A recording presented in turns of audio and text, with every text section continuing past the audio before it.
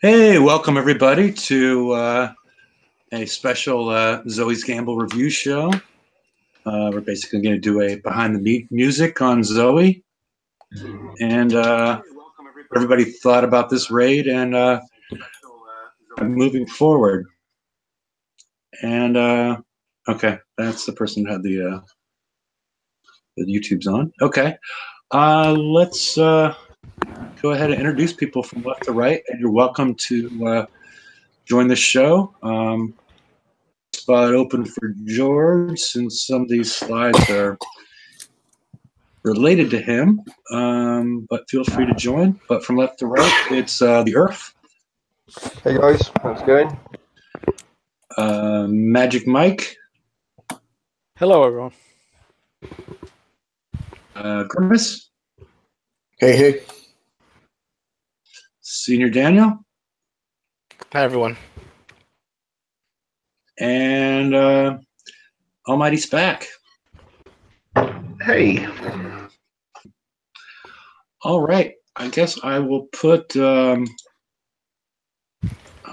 Daniel on present because I have him hosting the slides.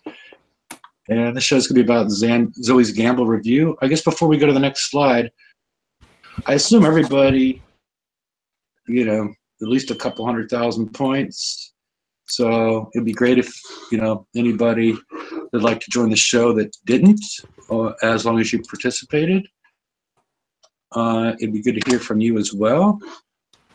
That assumption that everybody at least probably, well, Earth. I'm not sure if you participated that much.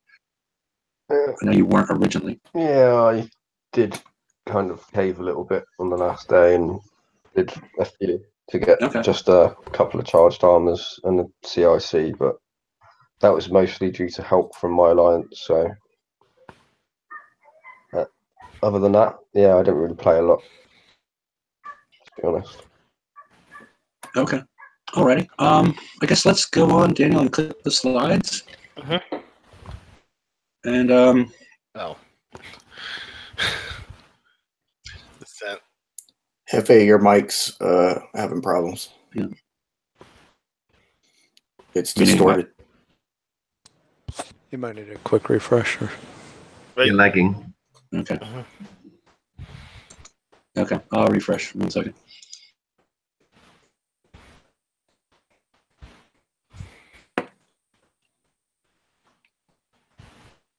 Well, that was an auspicious start. Yeah. Oh, I'm sure he'll be back. Mine cleared up, this went south. No, it just went bad again. Okay. Hopefully things are a little bit better. Nope. No? No, they're not. But it's all right. We'll go for it. Be fine. Okay. It's probably just I'm not sure. connection at this point. It just happened like as soon as we went live? Yeah. I see. That's interesting. Okay. Alrighty. Well, let's go back on present and let's go to the issues. Okay. This is what I saw as the issues in the raid. There's quite a few of them. I know a lot of people were happy with the raid. You're really bad Because it there, allowed mate. them to To go through it. Sure, if you can't hear me. Yeah, we can hear you, but you're really badly distorted. Do you want me to go through it quickly? Sure, but as I said before, try and say, don't talk about bullets. No, two, no, three. yeah, that's fine. Okay. Go ahead. Right, so Hefe's made this list up of things that we all believe are raid issues. So I think the first one's pretty self-explanatory. Last minute change to the charged armors, which obviously seen the armor pool of the charged ballistic armor drop to 10% of its original value, and was literally less than 24 hours before the raid. So people's thoughts on that? And Hefe, I don't know if you want to try and refresh whilst we're just quickly going through this bit. Well, I just refreshed, so I'm trying to look at some other settings for my mic, but I'm not sure why we talked for half an hour, and then all of a sudden, as soon as we went live, it became an issue. So I think it's a lag issue. Are you streaming onto YouTube? yeah, I'm not doing anything terribly different than normal. So yeah, I'll try and work out some things. And but yeah, go ahead. That's cool. Right. So, has anybody got anything they want to say on the last minute change to the charged armors? I know why they did it.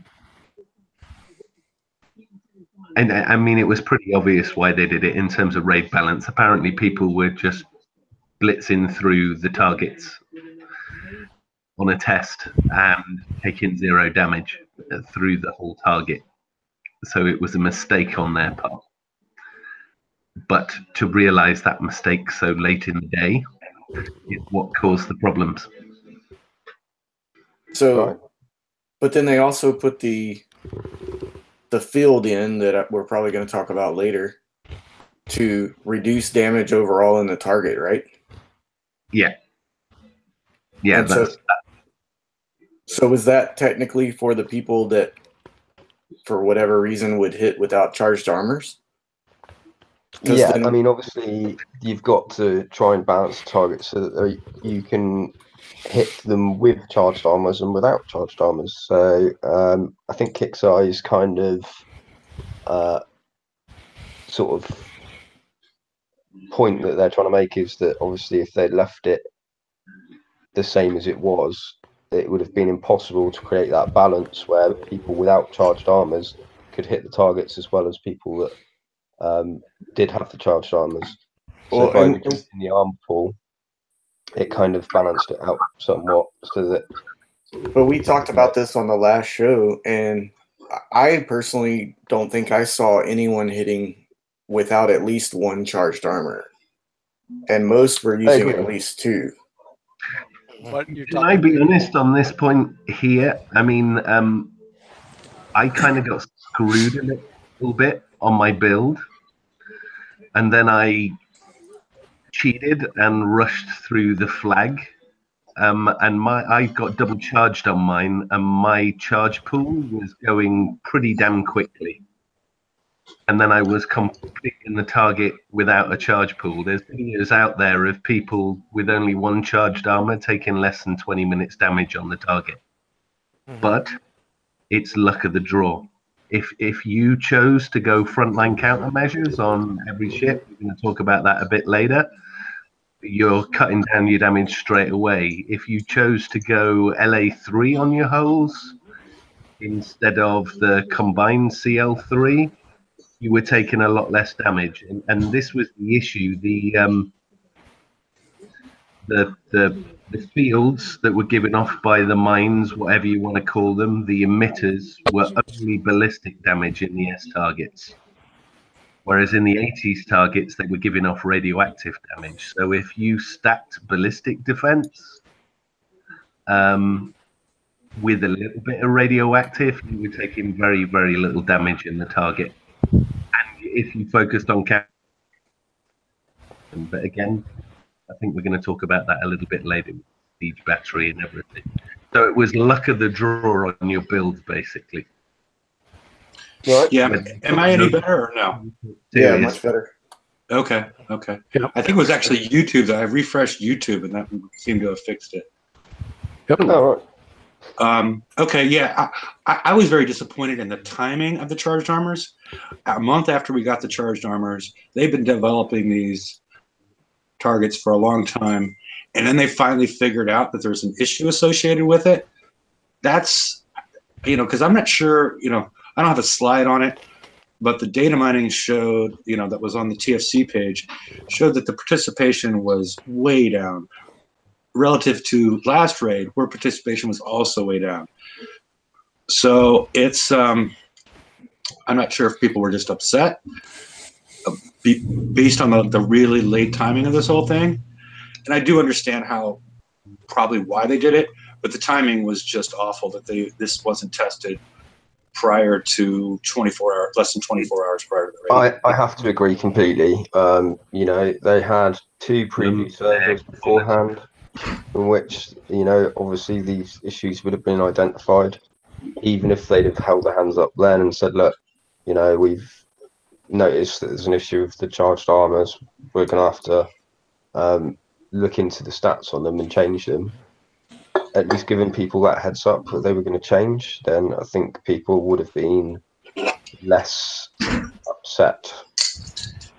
And Yeah, I do believe that it has had a massive impact on participation as well.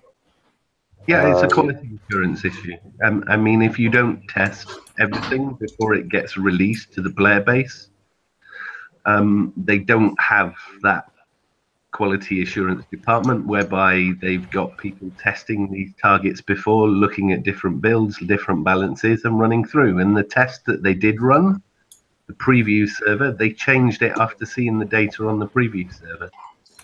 So it's clear to me that they need to do more testing before they release everything. And that will alleviate most of their problems and then stop people complaining. I mean, this was the perfect storm, really. The mistake with charged armors that they had to nerf for whatever reason, the shield tactical system not working when it was recommended, and then someone spotting the problem with siege battery. Well, this is a raid that needed all three. And some people were getting shed loads of damage in the S targets for decent builds through no fault of their own, and then other people were doing it for free. Well, if you test the first target and you take 6 coins damage and you think you drove well, 7 coins damage, you're not going to do 100 targets, are you? Well, no. No. Yeah. And the fact that shielded tactical system felt, you brought it up, but we'll talk about it more as far as what actually the problem was. But the fact that it seemed like they were promoting it as something that you wanted on your ships by the fact that it was added into the prize list during the raid. Like, this appeared to be a fix to whatever problem that people were seeing with their charged armors. The fact that their charged armors were, at least in the S target, were running out so quickly that, like, oh, you need to put shielded tactical system on. No, well, we'll talk about that later, but it felt that way. The backdoor information on this is there was a complaint put through after the raid started, direct to the lead designer, and saying that the tactical field's emitting far too much damage for some people. And his answer was, well, why didn't you all fit shielded tactical systems? Yes, they released it halfway through the raid, and oh shit, it doesn't work the way it's supposed to. Yeah, that was that was interesting. Yeah, I read that as well. And then we'll also talk about later the performance of the siege battery relative to the research garrison for frontline countermeasures. And we'll get into a lot of details associated with that, and what, not necessarily what the problem is, but the impact it had on you during this raid. And denial's not just a river in Egypt, right? Yeah. Right. Well, no, they're admitting to the problem at this point. They realize they got no fucking choice. That's why. Yeah. I showed them this because I showed them the data set that we'll see. I've shown it to them. And another problem I thought with the raid was the fact that certain people were able to, without any appreciable difference in effort, coins, whatever you want to call it, a skill, were able to perform much better in this Hydra raid than others due to the random nature of the token drops for the Hydra TLC.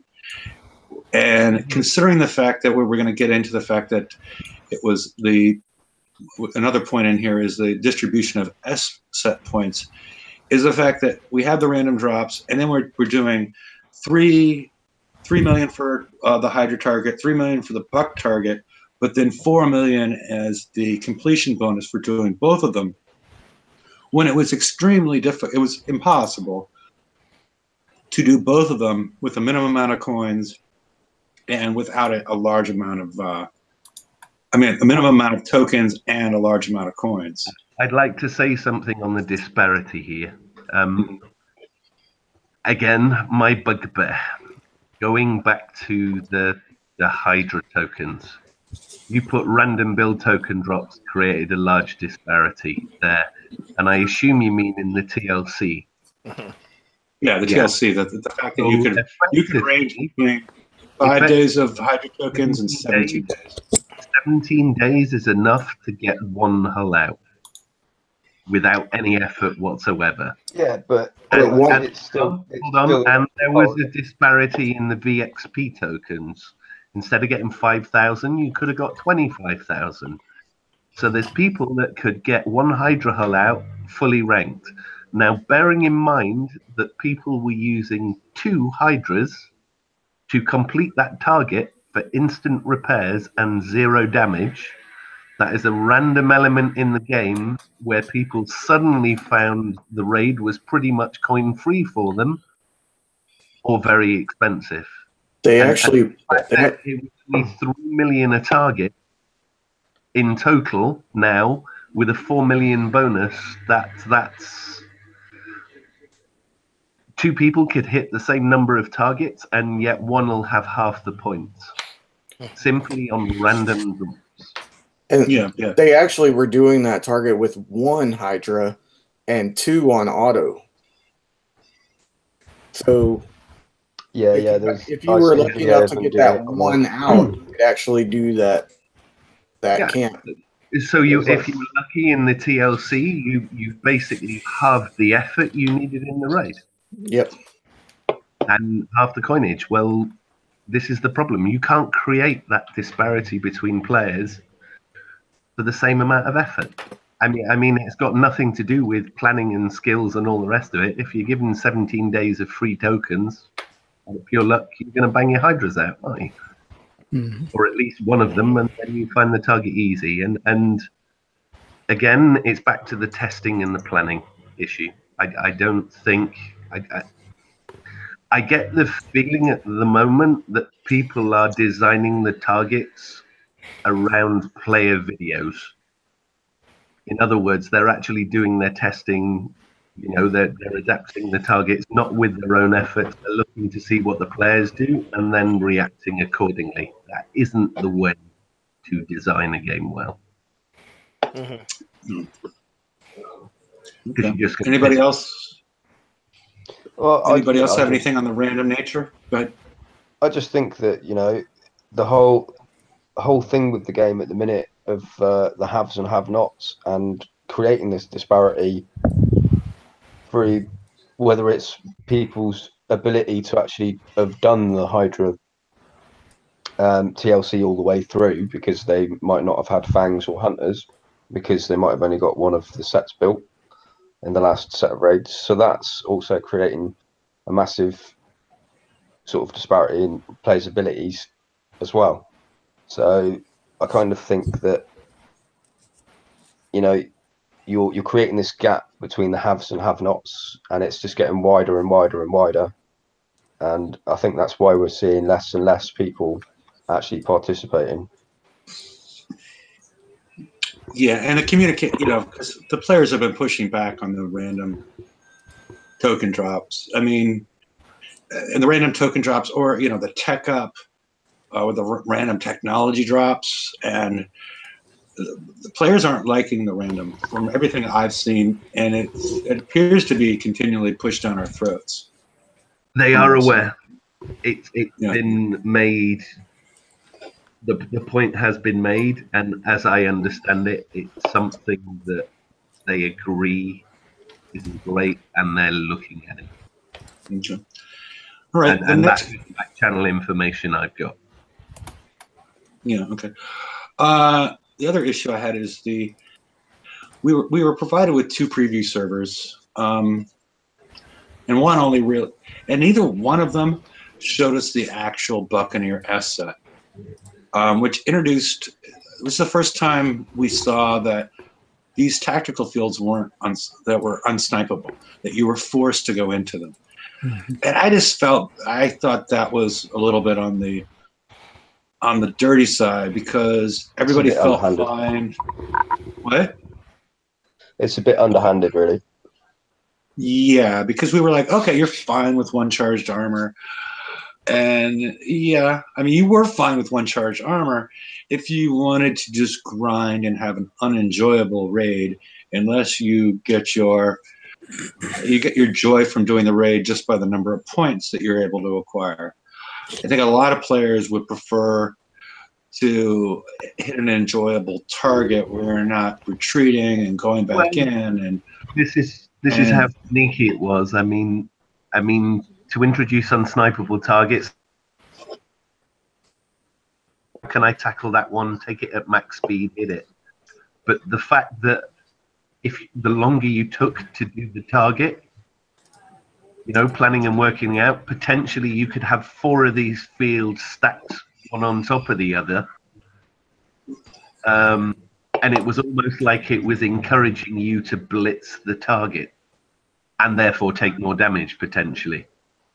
Absolutely. So the longer you took to do it, I'm not talking about the design. I'm talking the fact that we were given the 2 preview servers, and we were not shown that this is a potential. No. I agree. We weren't shown it, and I think the reason you weren't shown it is because it was downright sneaky, and they designed it that way to give people extraordinary amounts of damage the longer you took on the target. 4 tactical fields on top of one another would melt your hull pretty quickly if you didn't hit the emitter. Yeah. So I guess the next point, unless anybody has anything more on that one, is the fact that I'm only familiar with the Bucks, and so you'll find this show to be a little bit Buccaneer-centric.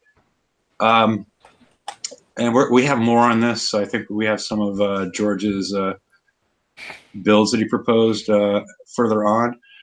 But I just want to bring up the point that you need different builds for the A sets versus the S sets. And the path forward, once we start to see the time-limited campaigns, is going to get messy if they continue this.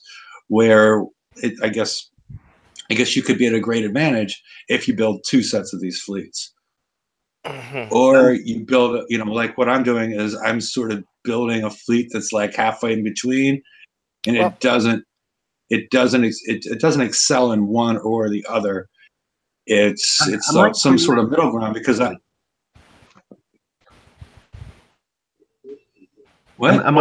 Am I correct in thinking there was different damage in the emission fields from the A to the S sets? That is correct, yes. So the A sets were radioactive and the S sets were ballistic, and there was no difference in the icon between them.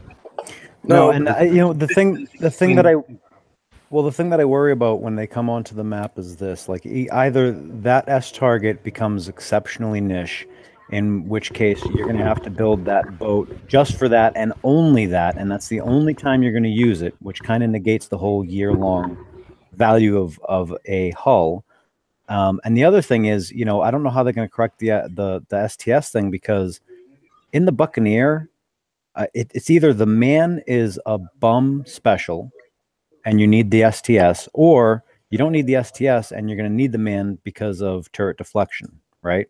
And unfortunately, that's several days per hull of a change or a refit, and that's something that they've got to clarify. I mean, they can't just leave this up in the air now. I mean, that's going to make the builds niche too target specific, and who knows? Like, we've had new S targets every month last raid set. Are they doing that again? Are we gonna have to refit to change whatever the changes to the S target? I mean, uncertainty is not a good thing. I've taken myself customers the man special because I equipped the nuclear accelerator 2. I thought, all right, I'll put the 2 on. Oh shit, it doesn't stack with the man's. Okay, yeah, problem solved for me. I'm only going a certain way. So, and 2, I think like Hefe was kind of saying, after this raid, we start getting TLCs where we need Buckies. They're probably going to have some 60 level targets, some 80 level targets, and then the S target for the mastery round. if you build your fleet just to do the S targets, is it going to have a problem in the 60s and 80s level targets? And Well, then vice exactly. versa. Well, I think the There's- intent there is to use the Hydras. I mean, even the map targets that we had were Hydra centric, not Buccaneer centric. No, you can't use your Hydras in buck targets. This is the point. I tried taking my bucks in the Hydra target, and like, bang, you can't shoot. You take. No, try- I understand that. I'm saying the map targets, the 60s and 80s, were Yeah, essentially Hydra. designed around the Hydra, not the Buccaneer. And why do you say that? Just because of the way that it's set up, the damage off of the emitters.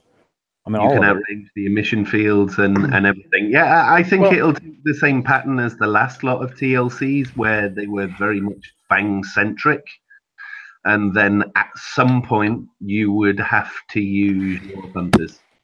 I mean, there's one thing that the A sets. I did a bunch of the A sets and I did a bunch of the S sets in the raid, and the only differences between the two is the A sets. You were able with the bucks. You were able to actually snipe the emitters, and the S set you couldn't.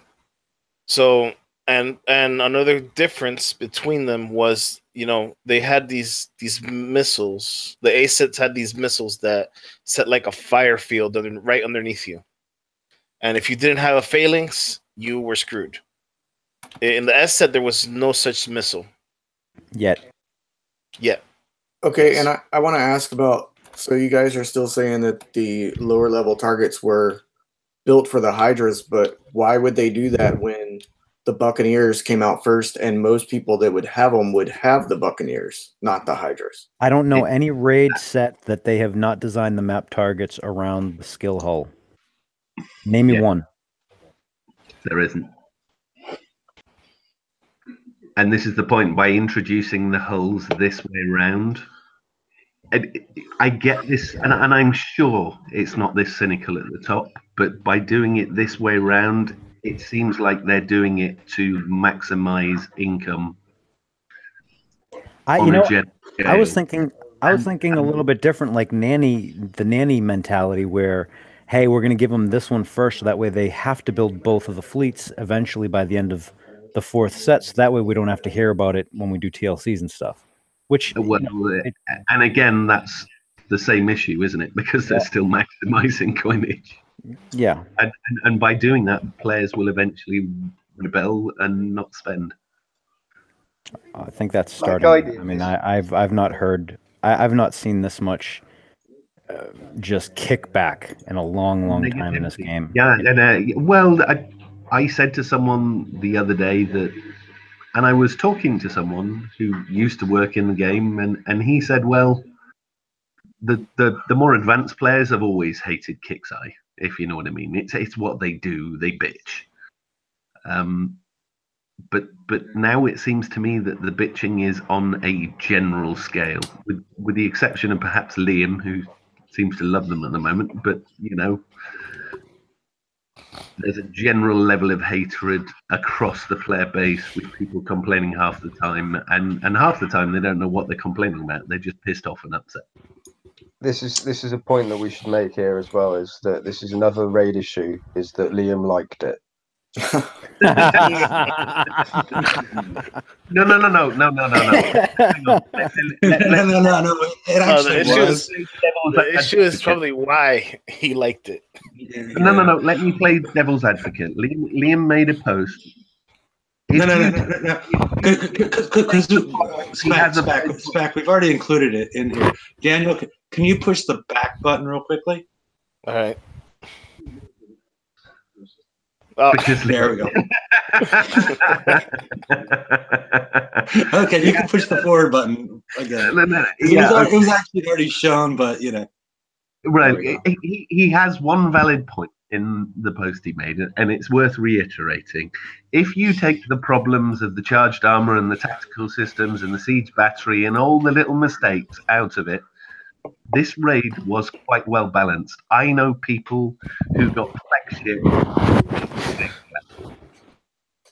Yeah, I'd have to agree with that. There are very few targets where the ironclads can come in and do the lower level targets. So someone on the design team has really, in my opinion, clearly worked at making the raid more accessible to everyone. Yeah. If you Clarify that the ironclads that they offered from the product team were a bag of shit. So, kind of shooting yourself in the foot. They maybe should have worked a bit better. But Liam was right to a certain extent. The raid is going in the right direction. They're trying to balance it so everyone can partake. Well, hold on now, Spec. We had this conversation before, right?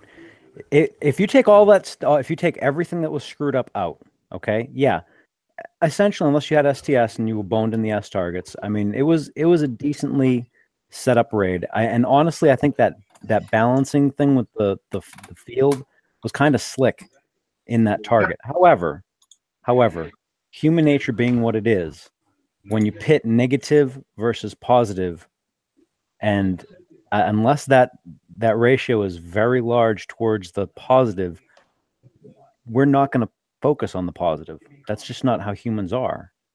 Yeah, we're going to no, focus on the negative. And the problem, the bigger problem is that there was so many negatives that a really good, well-designed target is completely shit on because of everything else. It's a package. The whole package is looked at, you know? I agree, Joe. I don't know what that means. I agree. That is the issue. But someone is doing the right thing, so credit where credit is due. Please don't think we all just want to shit on you. Praise them when they get it right, because they get very little right at the moment. Yeah, just don't fuck it up next month. Okay, because we talked about distribution of S points as far as the fact that. Can I just say one thing? I just want to thank Kickside for everything right that they've done, and yeah, you know, very little amount that you've done right, but you have done. Are you going to do your quick list there, Irv? And I also just want to add in there as well that the targets are very, very pretty. Oh, the art team always does a great job, doesn't they? Very good artwork. Those my jump. Anyway. All right. The distribution of S points was, I thought, off, and we talked about that. The 4 million completion was way off. The Hydra versus Buck targets, I found that to be lazy, and I think we'll get into that as far as the tactical field that probably caused that. Was the fact that, you know, your weapons just wouldn't fire. It wasn't like with the Fangtooth. You could take the Fangtooth, you know, at some points you could take the Fangtooth into the hunter target as long as you figured it out. But Hydra versus the Buck targets, it's like, okay, well, guns won't fire. I just found that lazy, and not a huge. I mean, it's whatever. I just really hope in the time limited campaigns that come up, they tell players which is which. Because they didn't do that with the hunter versus the Fangtooth. Who was an alpha? Because that whole not firing thing, the whole gun jamming thing, I don't think actually was in there until they figured out that there was that glitch in the Hydra target. I don't remember it. Like, I mean, I wasn't on early enough to see, but was that always the case? Was there anybody in alpha at the very beginning of the raid? No. I was in the beginning, but I didn't pay attention to it. I was just using Bucky's and regular targets. In the S targets. I just wonder, because it wasn't in the notes. It was released after the raid started. I'm just wondering if it was a stopgap measure because of that issue earlier. Could be. All right. Okay. And then I think we've talked about this and run over this a couple times. I called it, I think George, some people objected it. It's sort of like a glitchy type of gameplay. At least in the Buck target, like I said, I haven't really dealt with the Hydras. You had to wait around for 30 seconds to get the big blast, and you had to use the multiple retreats and whatnot. And so it was. I didn't find it enjoyable, the fact that I had to go into a target, wait for 30 seconds, and then for the big blast, so I could minimize my damage. And then I had to retreat multiple times. It just wasn't. I mean, it felt balanced, but it was not. I mean, it got boring to at least me. They made it very inefficient. Because you spent 30 seconds waiting for it to charge up. You spent 5 to 10 seconds engaging a target, and then you waited 30 seconds again to engage a target for another 2 seconds. Then you waited 30 seconds so you could retreat again. I don't know Then that you went out on the map. Then you didn't need to wait. You didn't need to wait for it to charge, though. You just needed Part to of go in, that- hit that, wait till you blow your friggin' charge, and then run off, and then come out, charge the charge up, and going again. Yeah, they built the target. It seemed like to where the charges were pretty effective when they came through. It wasn't something that you had to wait on, like the OPAC cannon. And it's your choice to retreat. I mean, that's a good, smart thing to do, but it's your choice. Oh, but you're gonna die if you go through that. If you run in the S Bucky target, you're just gonna die if you run into those fields without a charge. Yeah, that's what I'm saying. Like, It was your choice. I mean, it was a. Oh yeah. My choice is to live or die. Yeah. I mean, I don't unless you consider had that a choice. Unless you had that one specific build. I can't hear him. I hear him. One specific build. Grimace said, unless you had one specific build. Yeah, and then you could let the charge basically go to nothing and instant repair in your base. Oh yeah, But that's what I did. That's what I did the whole damn raid. I mean, that's what I blew my tokens on, which pissed me off because I shouldn't have had to refit from what we saw on the test server. No, I agree. So I just didn't enjoy the fact that it was, it was probably minute 20. It was probably a 10-to-1 ratio of 10% of the or 90% of the time you were waiting around, and then 10% of the time you were actually engaging the target. That's all I'm saying as far as that part of it. It's kind of soul destroying a little bit. Yes. Oh, and Misty says her Smurf splooge blew off, and that's the other thing that was complicated. It threw people. I knew it threw a bunch of people off, even people on this panel. The single Papa Smurf was a critical hit. The double Papa Smurf was the particle accelerator. So sometimes it looked like you were getting multiple blast, but those were just merely critical hits. Like when you see a UAV that's gold, or you see these critical hits, and it was a critical, but it was a critical pack hit, right? No, it's just a critical hit. It's a critical hit. There was not the huge splash explosion. It was blue. The black rings around it was still going down for critical hits.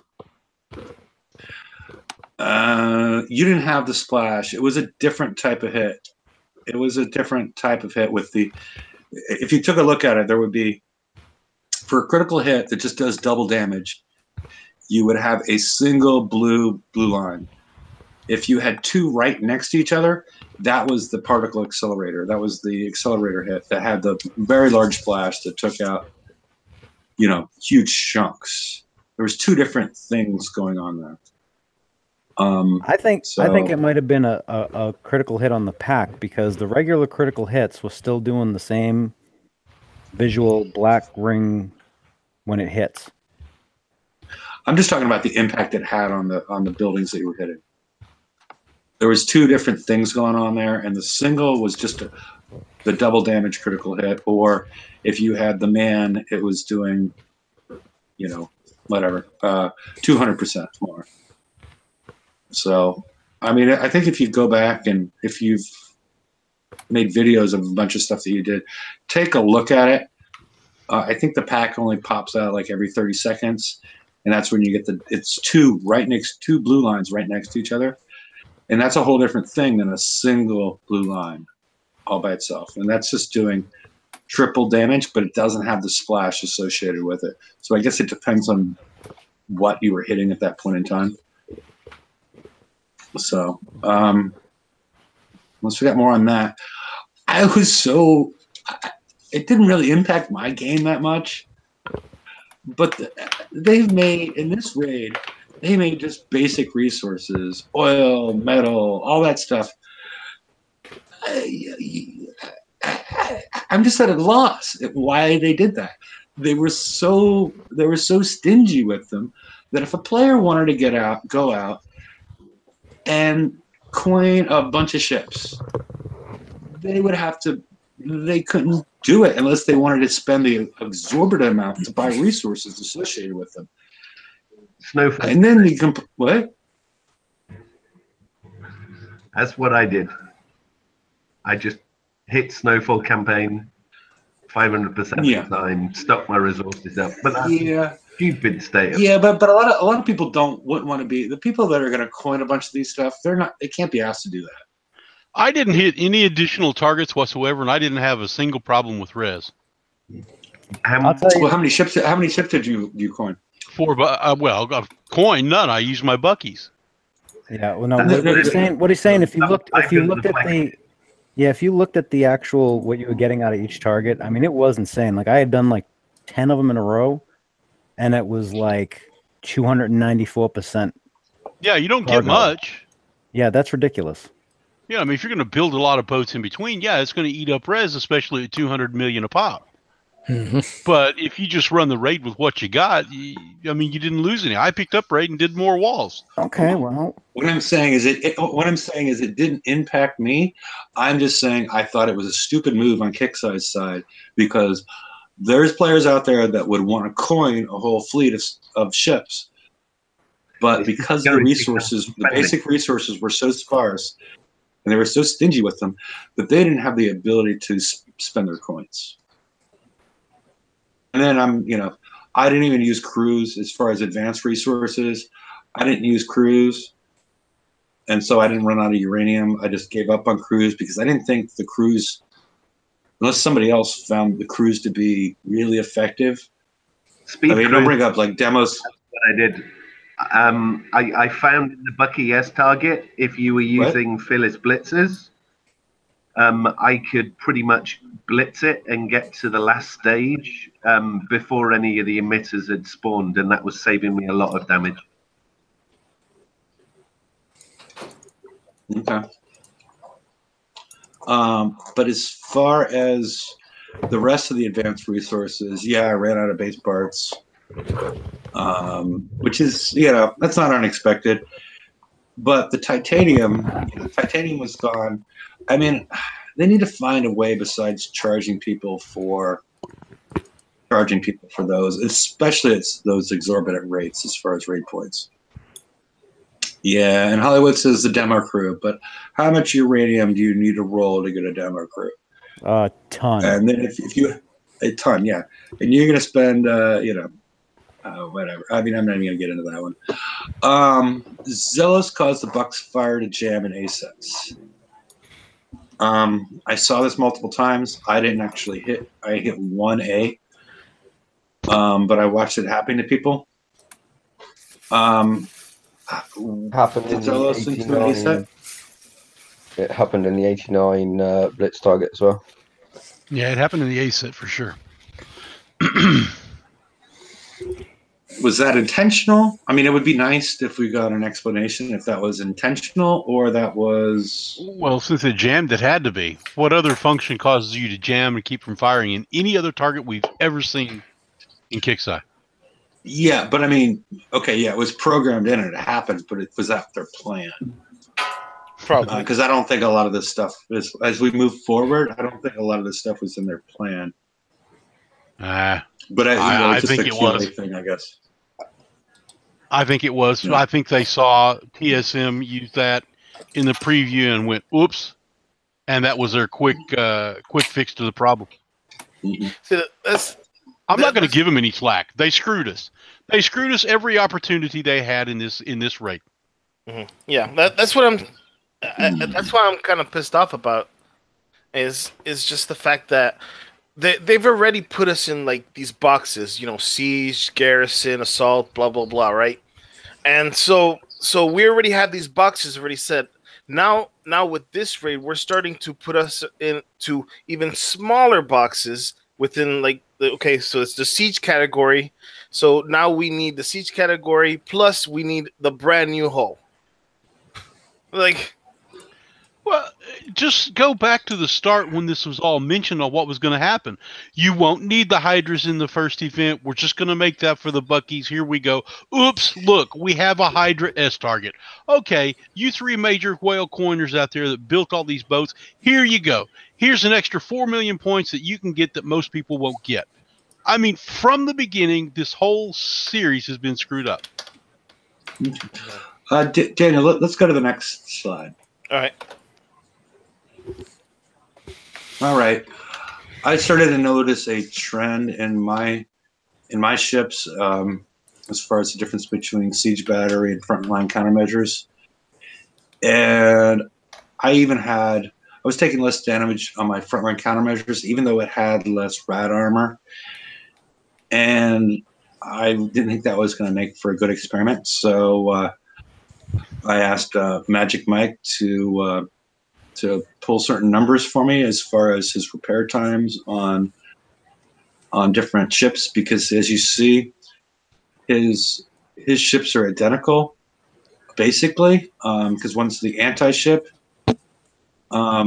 except for the one on the left has frontline countermeasures, and the one on the right has Siege Battery 4. Daniel, can you click one more time? Mm-hmm. As you'll see, the stats that we think are important: ballistic defense, 84% on both of them; radioactive, 80, and turret defense is 50% on both of them. I mean, there are some outliers because, like, the penetrating defense is different because he's got phalanxes, but in theory, that shouldn't be an issue. And what I'm talking about would be, I mean, if they're throwing missile damage in there, that's not what I think is going on. I think something else is going on. But otherwise, these are identical builds. And so every time he ran his. These are all in the Buccaneer S target. He ran them stacked, and ran them to go in and hit, retreat, whatnot, repair, and click one more time. Daniel? This data is when it's 25 sets of when he wasn't repairing on the map instantly, when he needed to go back into his dock and repair. I converted everything to seconds. And the one on the left is the frontline countermeasure ship that you saw on the left. And there was 2 ships that were built that way with the Siege Battery 4 with that set of armor. There was another ship that had higher rad armor, but that's not included here, but that was included in the ships he was hitting with. And there's an average percent difference of 33%. Outliers, number 13 is an outlier that I could call significant. But that could be anything from something happened weird in the target to data entry. As a biologist, we would throw that one out. A lot of, when you look at data like this, you would probably toss that one, assuming that there was either some sort of error or whatnot. But I included it in here, and there was an average percent difference. That basically, if you had frontline countermeasures, you were taking 33% less damage than you were with Siege Battery, all at R15 and whatnot. So, what's going on? I've sent this to the game developers, and that could be a couple of coins a target. Yeah. Let's say you do the target and yeah, and you know what the funny thing is? This is in 20 minutes, instant repair in base. It's more than just that, though. How much time do you lose on your crew? Because if you're taking 33% extra damage, that might mean on instant on the map repair versus going in and swapping out, or being able to do 2 targets before you go in and repair.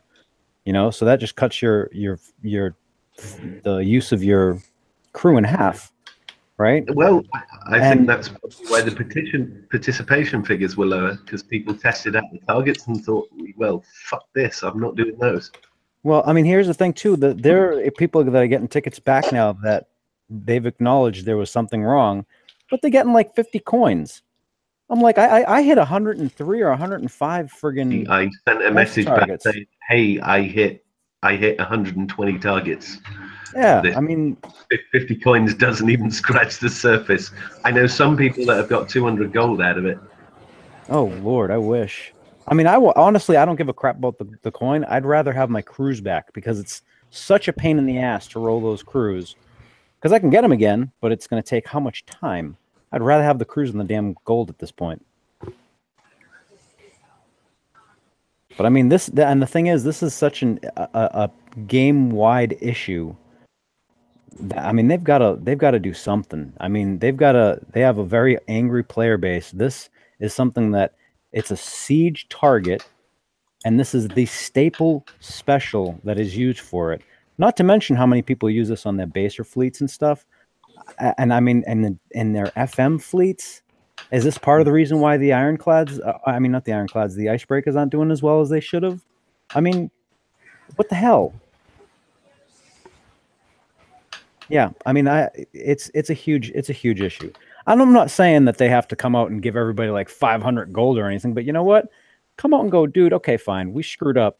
Here's a freaking charged R armor for everybody, right? It's not going to break the bank. It's not going to throw anything off in the game, but it's a decent friggin' offer of, hey, you know what? All right, we screwed up. Here's a olive branch, right? But something. It really doesn't. Yeah, and I mean all the obfuscating and all the not even acknowledging it. It's just, I don't know. It's leaving a bad taste in a lot of people's mind. I mean, I'm frustrated. It didn't really hurt me per se. I got my stuff done, but it really is frustrating as hell trying to, one, get them convinced that it's there, and then two, get someone to actually do something about it. And by the time it actually comes back around, the raid's already done. It's not like they didn't know about this before the raid. It was in the forums. One of their own mods tested it, right? I mean, we're not even counting the players that tested it and put it up there. One of their own mods, because of the tests of the players, was like, let's test it. And he was like, hot damn, there's something here. And still nothing was done. And then the raid rolled around. And then it was very clear to everybody. And they still didn't do anything. I think why it bites is because they changed the charged armor as soon as they realize there's a mistake. Yeah, but think about it. It's what we've said. In their favor, it takes a little bit longer. Now I understand why, because the coding involved is a little bit more complicated. They're going on 7-year-old code, and they've got to what's gone wrong here, and it's a little bit harder to fix. But at the same time, it's not exactly a good image, is it? But that's not our problem, is it? It's their fault. This code is so old and they haven't updated it. Well, and that's why I said it's such a widespread thing, and it's such a just the way that everything happened. They should do something significant, not this little piddly crap and making people file tickets. Just come out on update day and go, you know what? Yeah, our bad. We had a whole bunch of screw ups. Here's something very relevant in the game, and it's something expensive. It's 10 million points, whatever. Here's one piece of charged R for everybody, or 2 pieces of charged R. It's not going to throw off the balance of the game. It's not going to screw anybody over.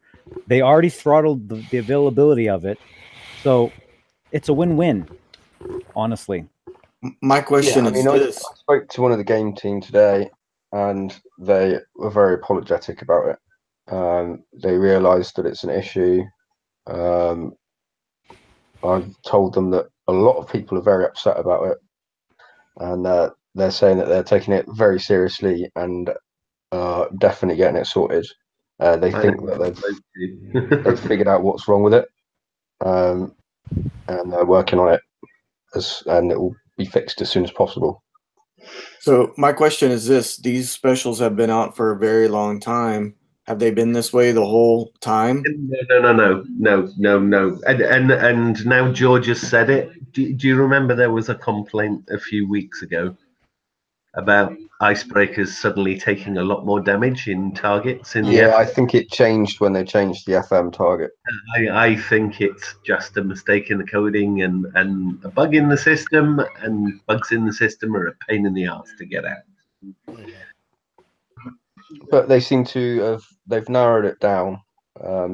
They seem to know what the issue is, and they're working on it to rectify it as soon as possible. And they do give massive apologies, which at the end of the day, you know, Really? Yeah, that's really benefits the players. Hey, we're sorry, we screwed up. no, yeah. Well, it would be nice. I mean, It's the first stepping stone that they're actually admitting it, that they've found what the issue is, and they are working to resolve it. But I do believe that they should be saying, you're saying this is like a 12-step program, like admission. You know, they've gotten over the design now. yeah. But okay, all right. you know, they should at least be putting it up on the forum and saying that, holding their hands up to the masses, not me, saying, yeah, we know we screwed up and That we're was really the point sorry. I was gonna make. So Just there. How are they communicating? Yeah. Put a banner over the top of the screen like they did before, so that people know to go to the forums and take a look. Because I bet Yeah. you most people don't go to the forums every day. So I would at least like it if, since they banned bug fixes and tuning, I would at least like them to include this in bug fixes and tuning, along with the next thing we're going to talk about. But yeah, they don't even, because people are going to like, because I've shown this data set to people like, oh, so I should take off my siege battery. I'm like, no, I hope they fix it, and you'd also be losing out on a ton of damage. It's just like blueprint magic that they're putting in front of us, and I don't I have to appreciate be honest. I mean, anything that I've built recently, I've put frontline countermeasure on it because I've realised that it's not been working for a good month. So my question is this: is it just Siege 4, or is it also Siege Battery 3, it 2, doesn't and 1? seem to be Siege Battery It's the whole 3. series. It doesn't seem It's to the be whole series. Siege Battery 3, but I don't know. I haven't tested it, but it doesn't seem to. Well, Templar did some other work, and he was doing. He did his work. He did appear to be one repetition with the different siege batteries and frontline countermeasures. Oh, the other one that's not impacted is the garrison battery. The garrison battery, anything that doesn't go into the retro lab, appears not to be Looking impacted. looking at the numbers, it's just a problem with the retrofit not applying.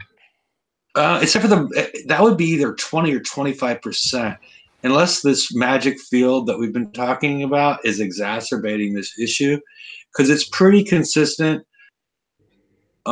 Because if you look at the difference between 40% turret defense and 50% turret defense, you're going to be in that 20-25% difference. Go back a I second. mean, With Daniel, increased damage, it's higher than that, Hefe. hey, hold on, Daniel. increased damage. Pull back a slide for a second, Daniel. All right. To the build. I want to see the build for a second. I just thought about something. So what happens if that CL3 also is not getting its retro? Yeah, there was that as well. I mean, for all we know, they've messed with retros in general. Yeah, it's so hard to figure things out because of the addition of splash and whatnot. It's so difficult to test anything out anymore because we don't know minimum splash. It's very difficult to test things out unless you got a ton of coins to actually test things out. And I thought this was a good test bed for at least this part of the system. This is why they need a QA. They need a quality assurance.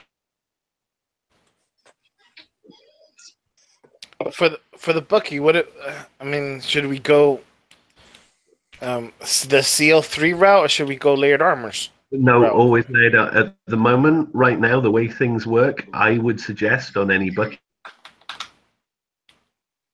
or frontline countermeasures, both seem to be working okay. Go with your lead armor 3 on your ballistics. I would also suggest that man slot. I mean, you can look at doing other things. I wouldn't turn away from STS just yet because I think they're going to fix it. If not STS, what's that radioactive special you put on that gives you evade? Reflective coating. Coating 4. Reflective coating 4. That works kind of well too, judging by somebody's video I saw. I don't know who it was. Personally, with the way I've gone down that route is reflective coating 4 and layered 3 is what I've done. Yeah, and you're probably taking very little damage. Yeah. So you combine that with Garrison Battery and you'll have him. But effectively, what you're building is an inferior build just to compensate for their mistakes. And I don't suggest doing that. But definitely Garrison Battery? no, I've put frontline countermeasures on mine because I've got phalanx and a sprint on each. Yeah, well, that's the thing. Frontline countermeasures doesn't actually give you any building damage. So Garrison Battery does, but it's a downgrade on Siege Battery. Yeah. And So I also- wouldn't suggest fitting it. And also, you were talking about how the what's it called, the icebreakers weren't performing as well, but most of the icebreakers have Garrison Battery. Siege Battery, you're right. Yeah. Yeah. So maybe Garrison Battery's gone as well. I don't know. Yeah, Right, frontline countermeasures it is then. But again, I don't like doing that because it reduces your damage in the target. I just want them to fix Garrison Battery. I don't have Battery 4 I don't anyway. think that the damage per se is like really that important. The amount of actual extra damage you're doing, especially Right now it's not. with Hydras. But the escalation on the targets.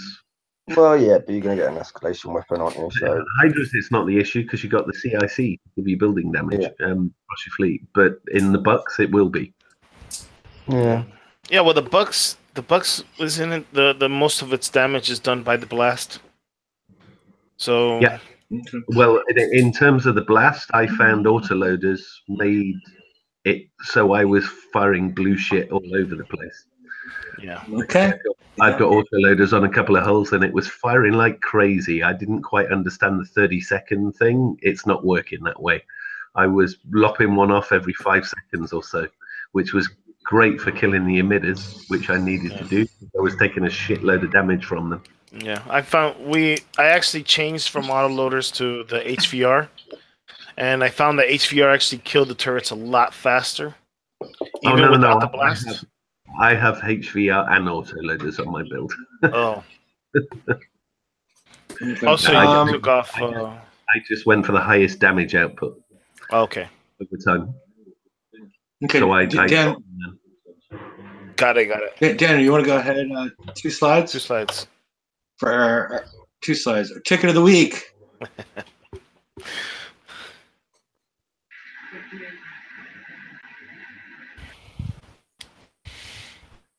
Everybody thought, our last ticket of the week was going to be hard to beat, but I think this one's up there. yeah, was actually providing a negative benefit because of the way the targets were set up. Yes. Very well done, Kixeye. Hostile aura. Yeah, hold on, I don't quite understand that. Hostile aura in the target that is map wide. Okay, I'll There is explain a it. field on the S target generated by the enemy, so it's hostile. But instead of affecting your ships in a negative way, it was actually giving you more resistance. Logic doesn't apply because why would an enemy give your ships more resistance? But anyways, by having STS, you dampen that field and you don't get the resistance you should get, so then you take more damage. Right? What? So enemy fields were giving you more resistance? Yes. No, Yeah, okay, only to the Buccaneer. okay. Only to the Buccaneer, because the Buccaneer target was their way of making the Hydra fail in the Buccaneer target. Yeah. Okay, I want to limit confusion here. Oh, It was not the field that you saw, that with the same field that you saw with the Ferex Fury and the flame in the middle. That wasn't the field. It was a field that went across the.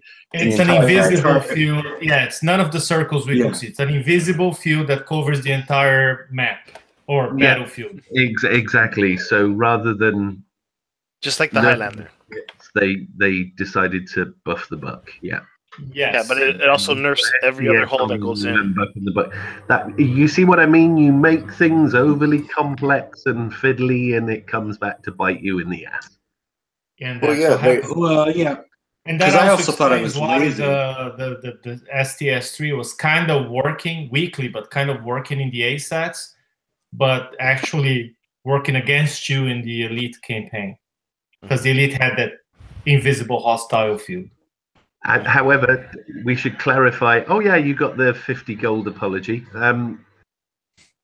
They're working on changes, and it will be fixed. So don't uninstall your STS yet.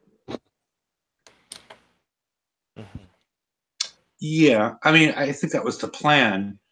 Well, I mean, imagine basically, if you look at it from the beginning, the idea was that was the way to escalate the target. From the way I'm reading this, that they were going to escalate the target by removing that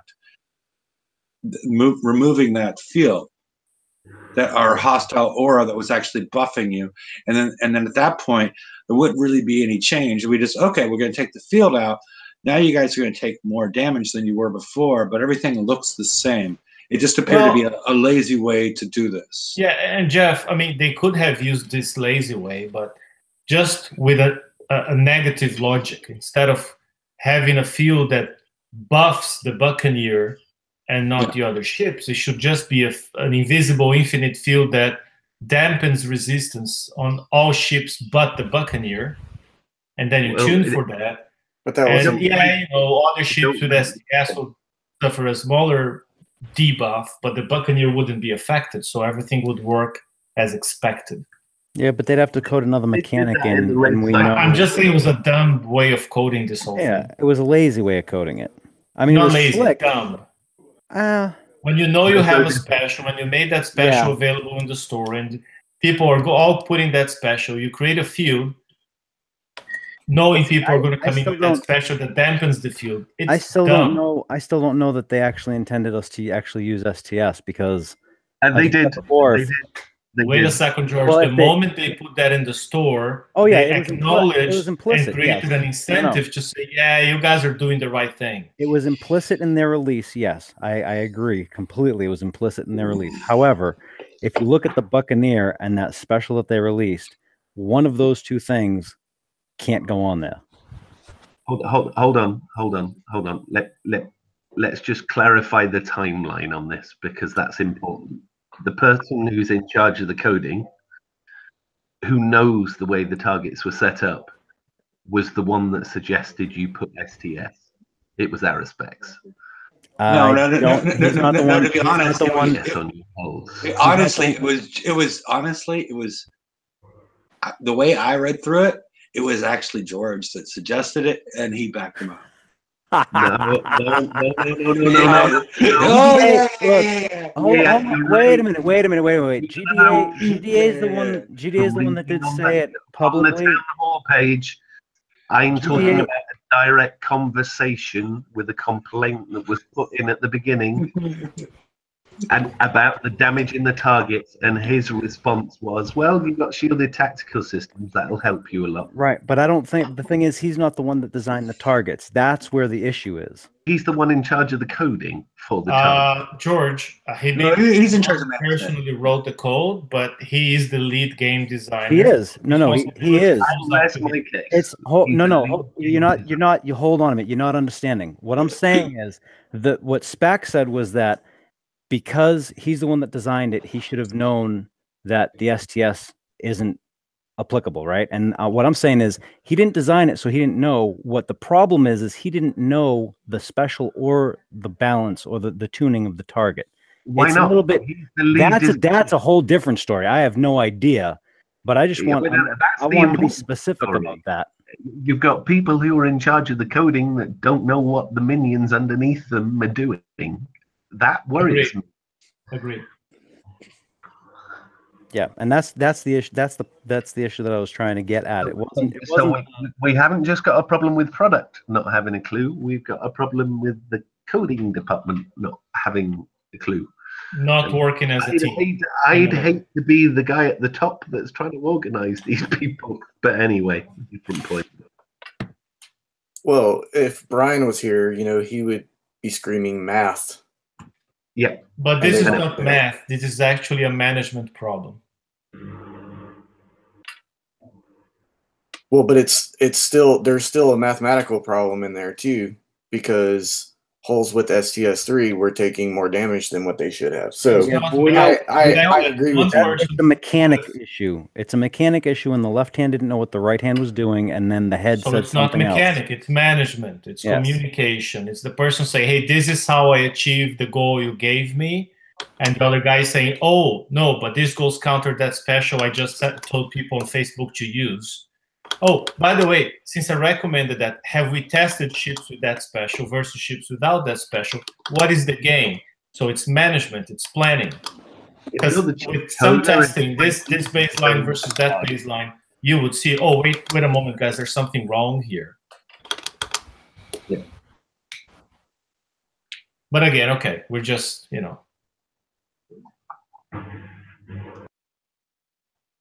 I'm sure they're somehow going to fix that, somehow. Well, they're just going to take that field off, probably, for next raid. Sorry, do you know that should be a fact? No, that's why I said probably. So that's what you would logically do. I don't know what they would do.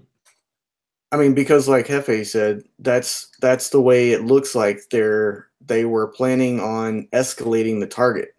So they tuned it down for the first raid, and then they pull that off, and it's instantly buffed up for the second raid.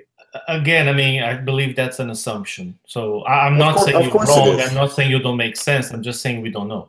Of course, it's an assumption. Everything's an assumption at this point with the way they've been doing things. Again, point of clarity for something. If they have that field in there to buff our ships, the target's already tuned. They're not escalating the target. The target's already escalated. What they did was detune it for us the first month. That's just right. So for the next raid, technical. They will remove it. Guys, let me just clarify something. You're kind of wearing your tinfoil hats a bit too much here. And the reason I say it, they have a field that buffs bucks and doesn't buff anything else. So Hydras can't do the buck target. They don't fire in it anyway.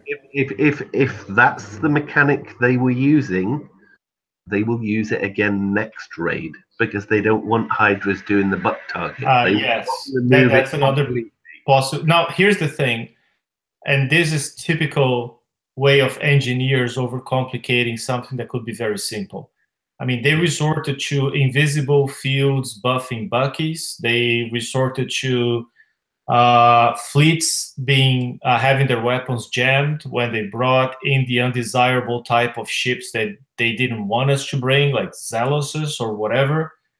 I mean, it would have been a lot more clear to just prevent them from entering the target. Oh, this is a Buccaneer target. Nothing but Buccaneers gets in the target. Other ships don't get in the target. Instead of all these convoluted ways that were never communicated to players and created a lot of angst, a lot of frustration, and a lot of bugs because it's overly complicated. Yeah, I mean, Misty Brigands, people are going to cry associated with that idea.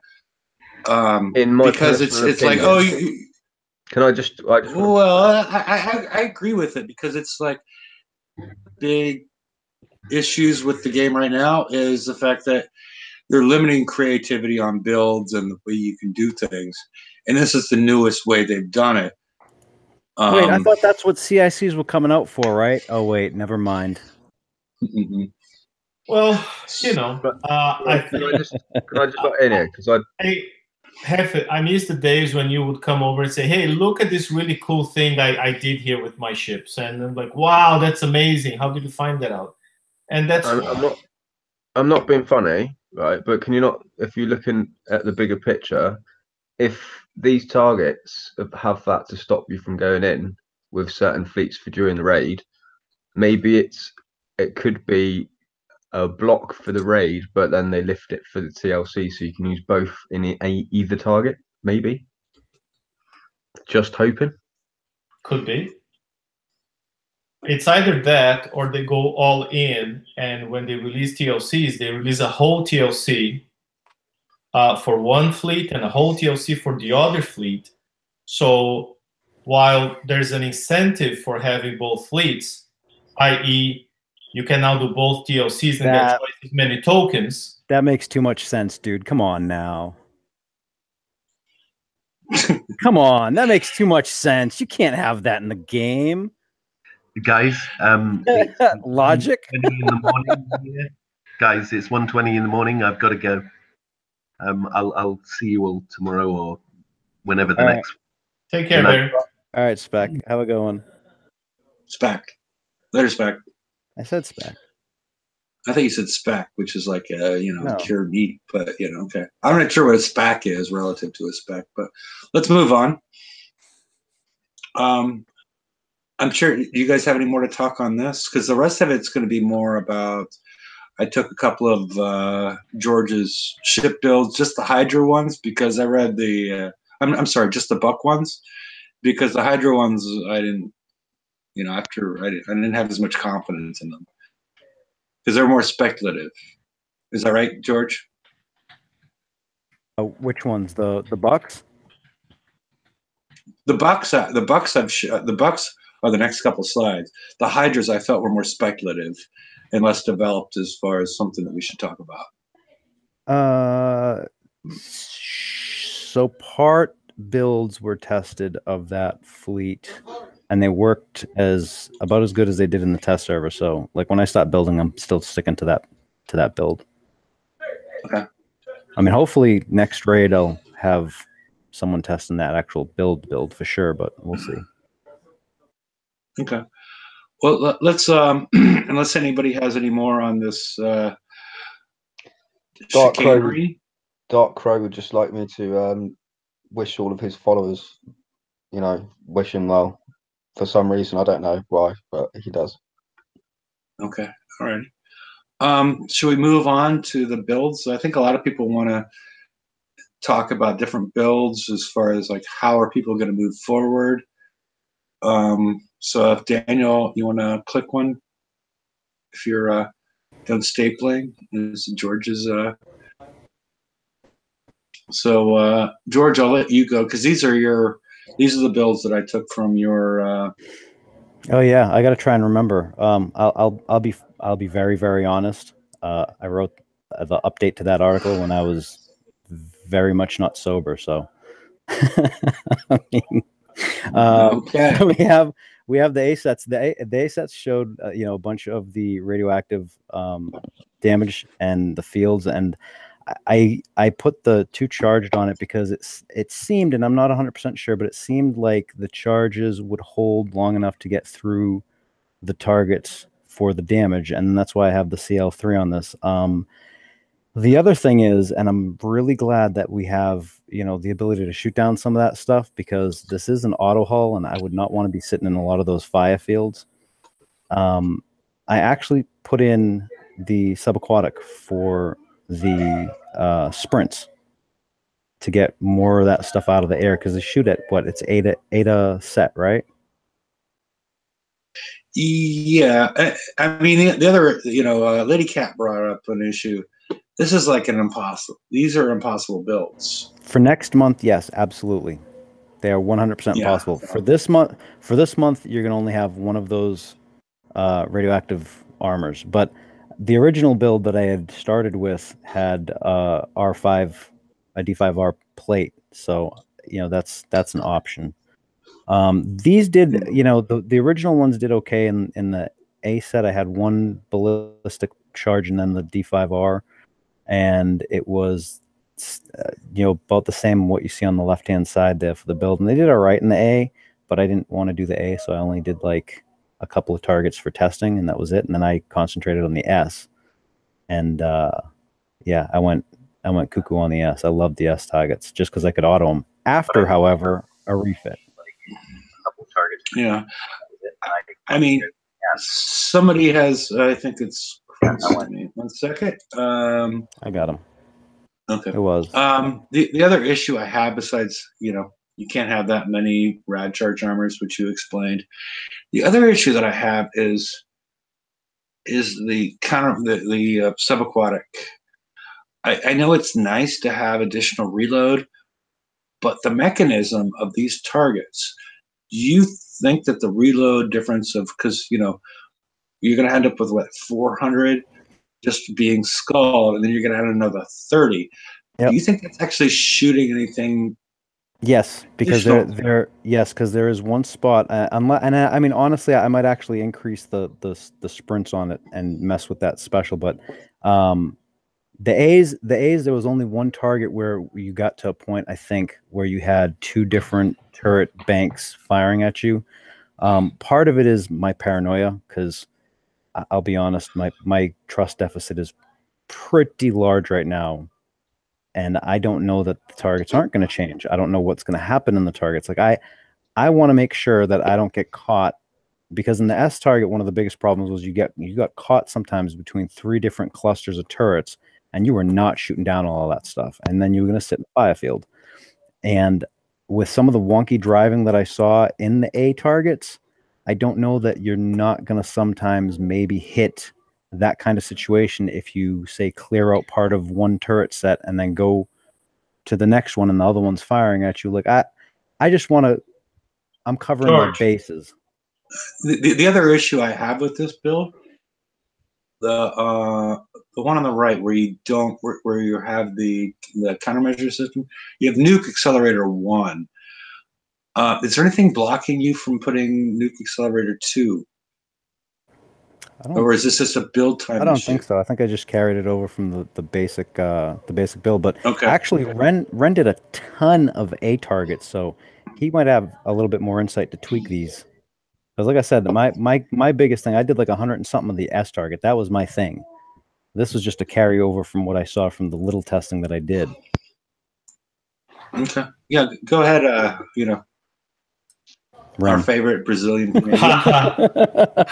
Yeah,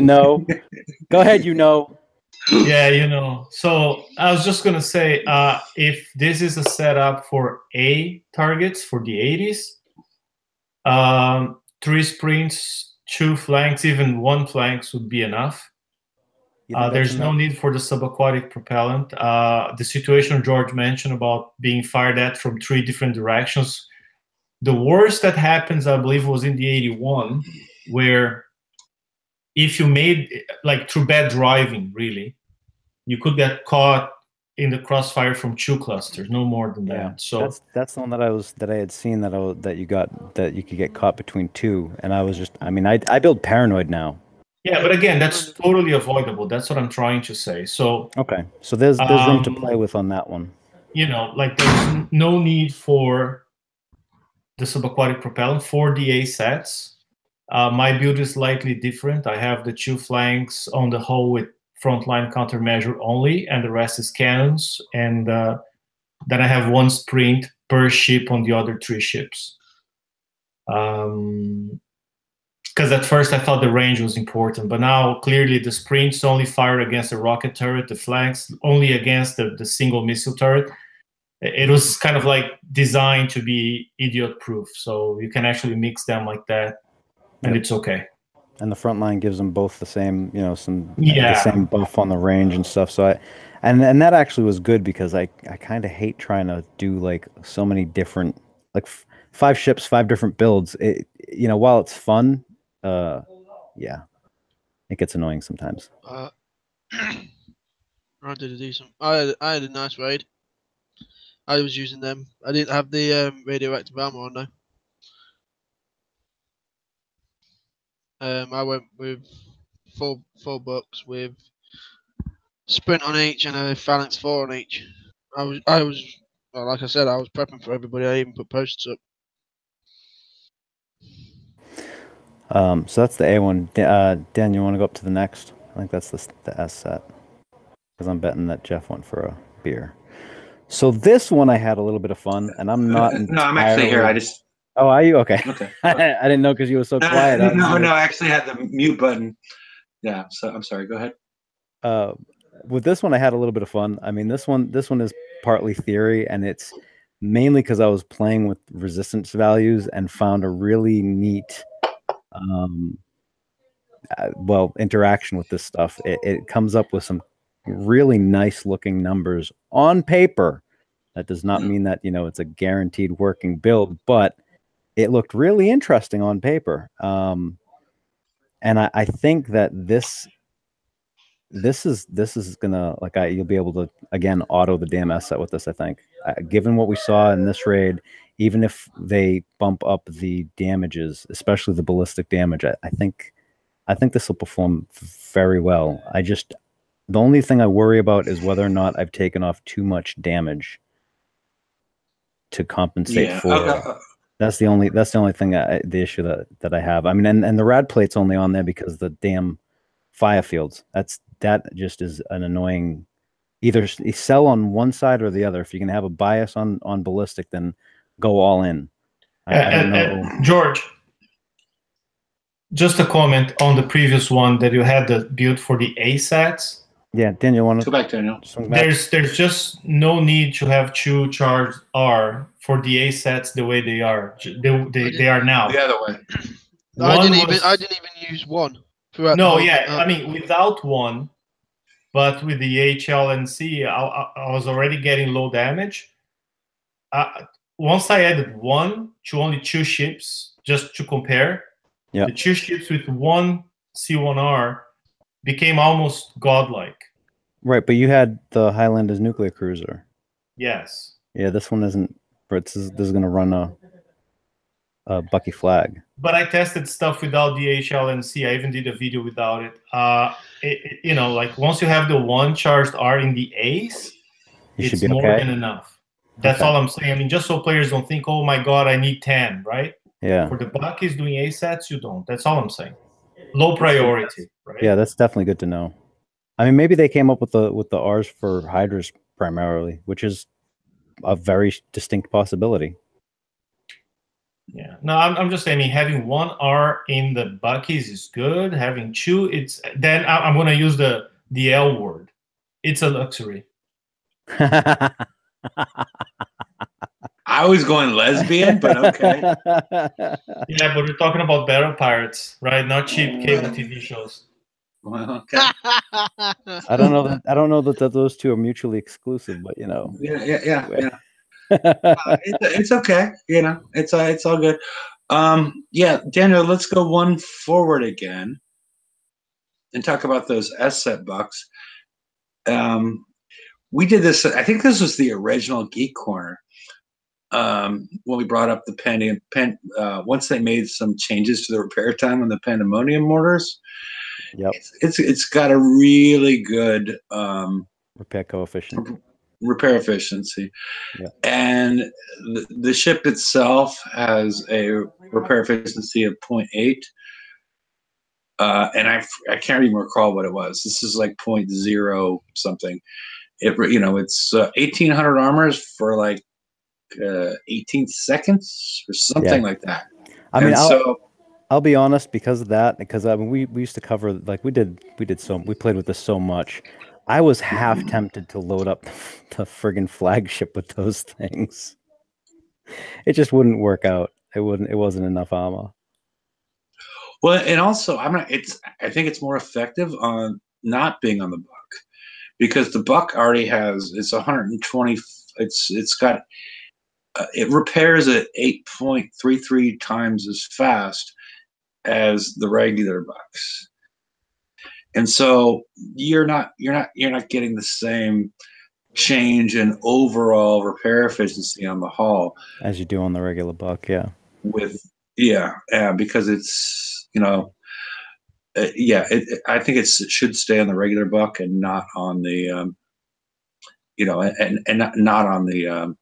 not on the flagship, not on the Boon, because you're making a much bigger difference here. I mean, because people don't understand, you're adding armor to it, but unless you get you're adding armor with like seconds. You're adding huge amounts of armor, because I think it's 1,800, right? Everybody for one Pandemonium. It's 18 per Pando, yeah. Okay, and the repair time, is it 18 seconds or 30 18 seconds. It's 18 seconds. It's 1 second for every. Okay. Yeah, so it's for the regular buck, it's 15,000 armor for 3 hours and change. From those numbers, you'll see this is diluting your repair. Correct. You're able to take a lot more damage, and if you're doing something like we did in the last race, like where you're taking a little bit of damage and trying to repair it off, it's all combined into one thing. It's all combined so that you can lower the cost per armor point significantly by adding these on. Yes. I mean, as we move into the future, are you doing enough damage? And that's a good question. Do we need to do all that damage? And I think the catch is this: am I doing enough damage? And it's going to become a function of time as well, because if you look at the stats, right, like there's nothing ballistic that's going to be shot from a turret that's going to do crap to this thing. Like it's just not going to happen. The resistances are so damn high for turret defense for ballistic that I have no problem sitting on anything in that damn target right now. The catch is I'm screwed radioactive. If I end up with a fire pool under me, it's going to hurt. It's going to hurt a lot. Yeah. You know. And the other issue is the fact that we brought up earlier that these A set and S set, they have a lot of differences in them. Yes. And significant. And, yeah, significant differences. They're almost two separate ships, sort of like what we saw with the Fangtooth and the Hunter. The S set bucks and the A set bucks are almost two different ships. And how do we overcome this once we start seeing these in the TLCs or once these become, what do they call them? Silo targets. Yeah, I don't know. I was thinking about how they could bring both of these together, and I just don't know. The targets are so disparate that it's either you're going to fix the S to be more like the A, in which case you're going to have a lot of people that are going to be pissed because they have to refit, or you make the A more like the S, which might be more plausible because the Hydras aren't really out in mass yet, but then you still have players that are going to have to refit. So why did it come out like this in the first place is kind of my question, because last month, even though the map targets, the A's and the B's were tuned for the Fangs, right? I mean, just the size of them and the way they were set up, it was clearly a Fang target. The Hunters could still do them and do their own target without much issue. There was crossover for it. This one seems like there isn't. And I'm not sure why. Well, I mean, considering the list and the fact that I even made a special show, just to talk about this raid, says a lot, because I've never done that before. I never decided we need to talk about this raid before we talk about all the updates that we're going to see tomorrow, because I consider there was a lot of problems, and a lot of problems that necessarily players didn't even see. Like just if you didn't pay attention to the forums, so you didn't do this, that, and the other thing, you may not even have seen some of the issues that were going on. Yeah, you saw it was grindy, you saw it was other things, but there was, yes, George, there's a show tomorrow too where we're going to talk about the updates. Oh, okay. Sorry, but that's why that's why this is just about this. That's why I wanted to have a group together to talk about what happened this raid, or because there was so many confusing things in my mind associated with it. And so, yeah. So, but I think that's the last slide. So I guess we can do open conversation, unless there's anything you want to. The assets. I mean, the only thing that I want to say about the assets. Actually, go back one, Daniel. is the fact that currently on the right-hand side, you have 2 phalanxes in your countermeasure ship. Yes, But there's and there's none in there yet. There's none in there at this point. So this is not about the current targets, but this Paranoia. is just This is absolute paranoia. Like I mean, it was on there because that was the original build that I actually used. Like that's what's on them right now. I might actually take one off and put another sprint in its place, but I don't know that I'm going to get rid of the phalanx entirely. I'm just too damn paranoid about changes to the targets. And I mean, look, if I were Kixeye, I would not touch the damn targets. Given all the stuff that's happened, I would not touch the targets at all. Everything that worked mechanic wise, we got familiar with it. Just let it alone. I mean, clearly you can tune the damage because that happened this weekend too. We're not even going to touch that one, but don't mess with the targets, okay? Because this was the targets themselves actually came out good, but with everything else, the raid became an unmitigated disaster. And it wasn't the raid target itself, it was everything else. So leave that damn thing alone. Don't mess with anything. Just let it alone, step away, and fix all the other crap that was around it. Because, damn. I've got a question. Yeah. Go ahead, Grims. Are the Buccaneers supposed to be an auto hull, or are we just assuming that? I treat them like that, and I actually autoed the entire raid, but for, I think, 5 targets. Okay, so I did the same thing. I autoed with my Buckies, but I had to babysit them like crazy because they like to do whatever they wanted to do. They would go off in crazy directions. And the problem sometimes they split up for no reason. Sometimes mine were even doing like spins. They were just spinning around sometimes just to show off how cool they are. The catch with that is they were fine up until one point. Like I actually caught when they were doing something in the target because that was the first time, and it was after like I think 40 sets, and all of a sudden my Buccaneers came out with like 3.5 hours of damage or something. And after that point, it was in the morning on one of that. I can't remember if it was Friday or Saturday, but it was in the morning of Friday or Saturday. After that point, they never drove the same again. No, Friday was still good because Friday's when I actually started doing my raid in earnest, and they were fine. Saturday and Sunday they got all wonky. Okay. Yeah, it was. Somebody said they only got wonky if you had the Highlander in the fleet. I didn't test that. That is untrue. That's untrue because I wasn't using it. I didn't test it. Yeah, because I wasn't using the Highlander, but I like the first part of the raid. I had not one single problem. I actually was impressed at the fact that they actually stuck together. There was no issues. I mean, every once in a great while, they would kind of pause and stutter before they go to the next target.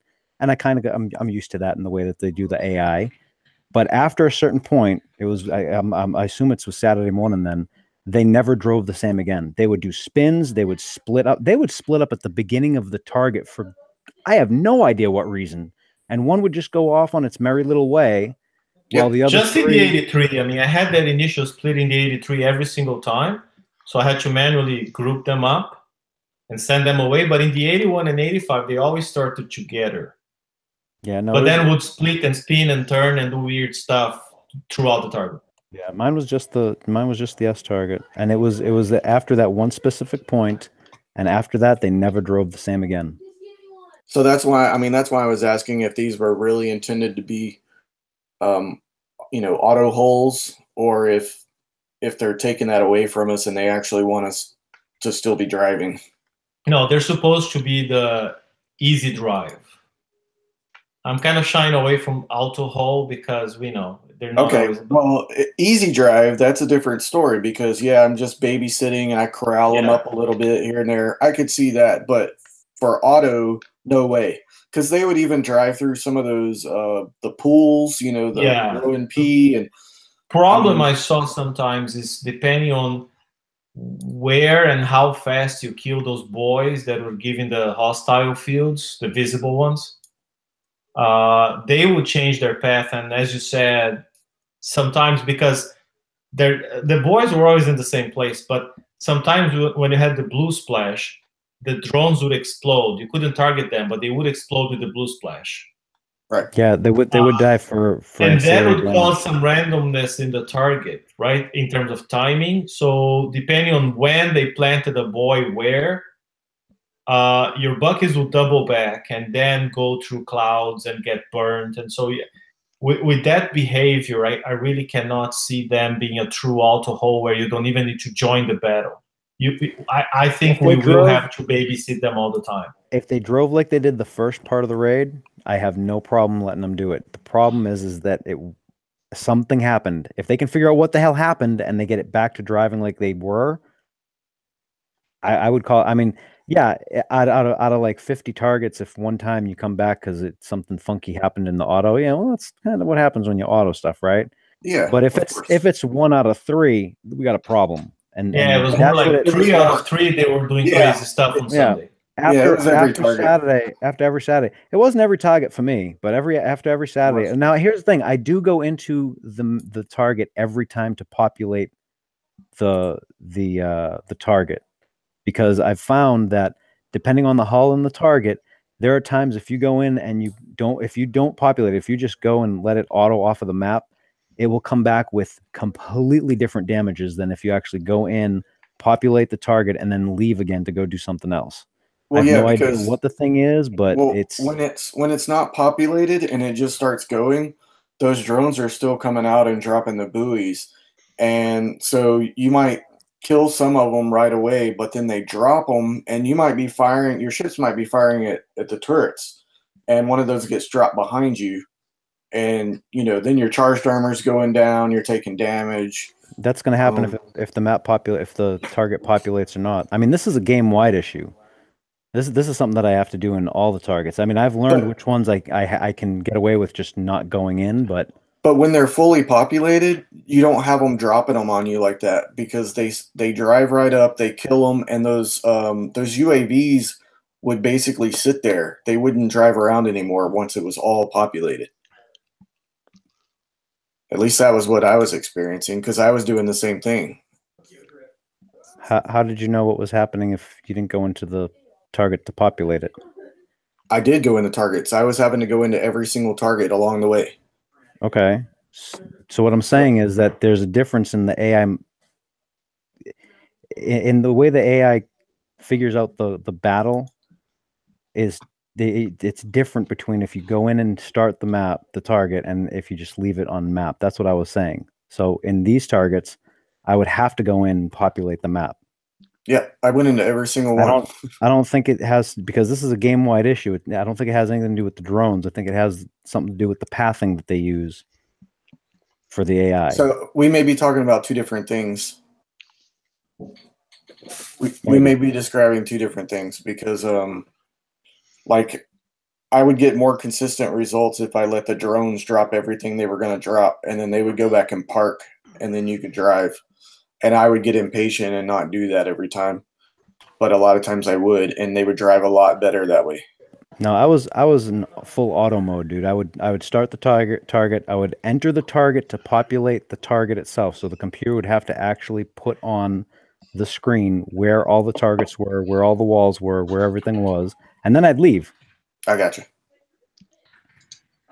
And the thing is depending on the target, there are some that you can just get away with clicking okay. I'm gonna, like the 85s, right? My Skyfires, Skyfires, yeah, Skyfires and the 85s. I don't bother going in. They auto it just fine. You don't have to go in and populate anything.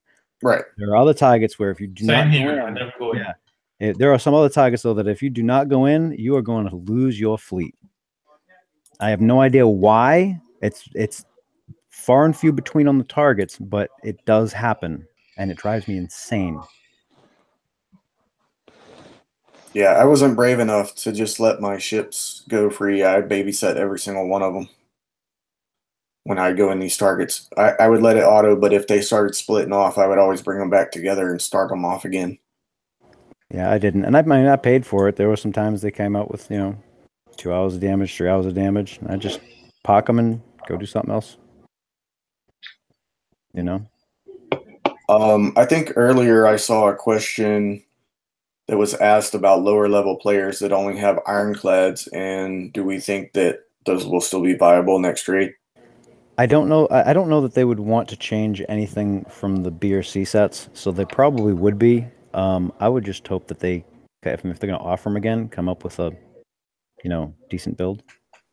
Like take one of I ours. think they will be viable, the ironclads. What I think will happen is they're probably going to fall back in the behavior of having the hit down point punishment. So, Oh, I hate that.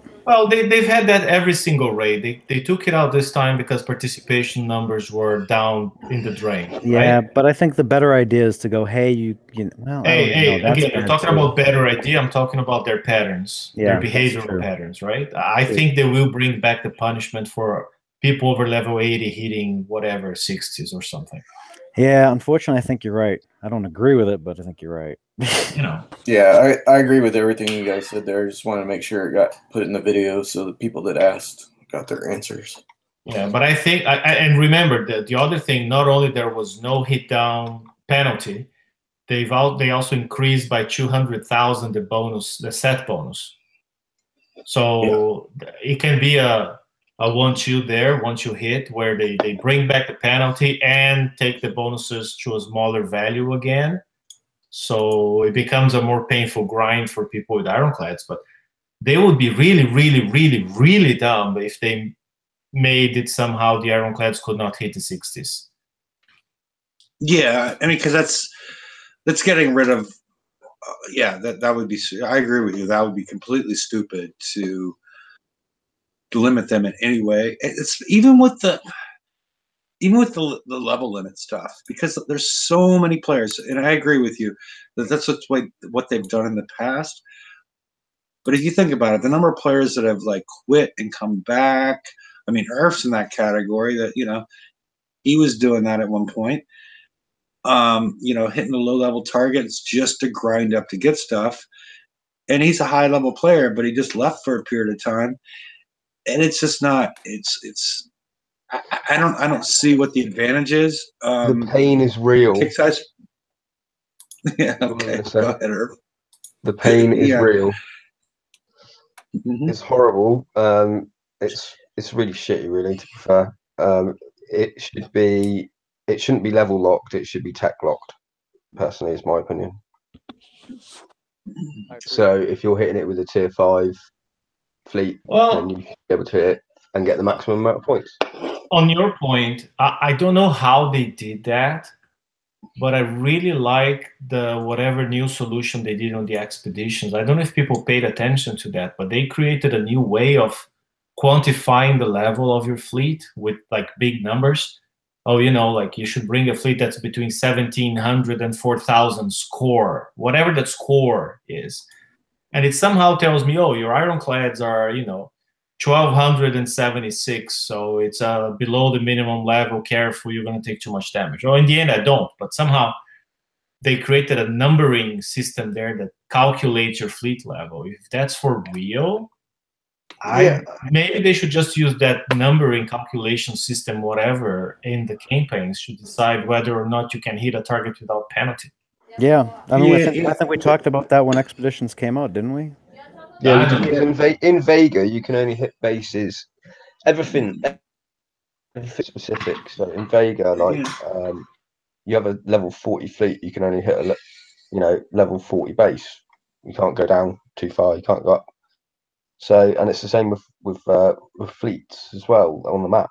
So you can only hit, you're level locked by your fleet rather than your actual base level, which is a better way of doing it. Yeah, it's one way to do it, because that can still be taken advantage of, at least in my mind, where fleet and I have my new fleet and I'm going to hit them both. So it's complicated, because it should still be, if you're going to do that, and I hope it works, you need to have technology available, not technology that you are using at that point in time, because then you open up things for people to use multiple fleets that they may not want. But I just say get rid of it and just adjust the cost of the prizes, and what you can legitimately get with this hitting this target, and just adjust the price, the amount that you get as far as points hitting a target, and the cost of the prizes. And I think that should fix it in my mind, and not even deal with this level locking stuff. It's just a matter of adjusting, just changing the price of how many times. Okay, I'm going to have to hit these 60 a zillion times to get a top prize, but I only have to hit it 40 times in order to get a prize that is obtainable or appropriate for me as a player of this level. Based on the whole level way of thinking. I don't know. I'm not sure if that came across clearly, but that was more my thought. It's quite simple. You should just do it on tack level, not fucking. If you've got Buccaneers, then you hit the high targets. If you hit a lower target, you get penalty for it. If you've got the thing is Ironclads and you're hitting a tier 5 target, then you should get a bonus for it. Yeah, but you still have to have a mechanic in there, and I think that's what Ren was saying, is that there obviously is now. Let's start using it. Right? Yeah. Right. If they didn't mess it up. I mean,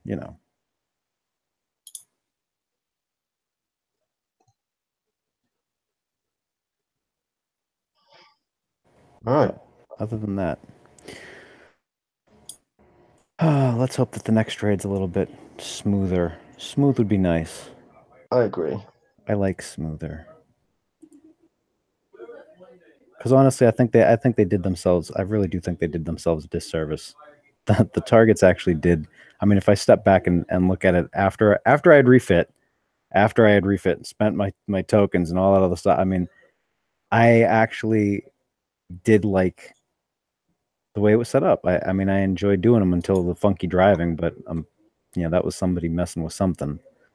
But for the first 2 days, they were great. I mean, awesome. I drove some of them. I didn't drive some of them. If I was cooking or something, I could run raid while I was, doing real life stuff.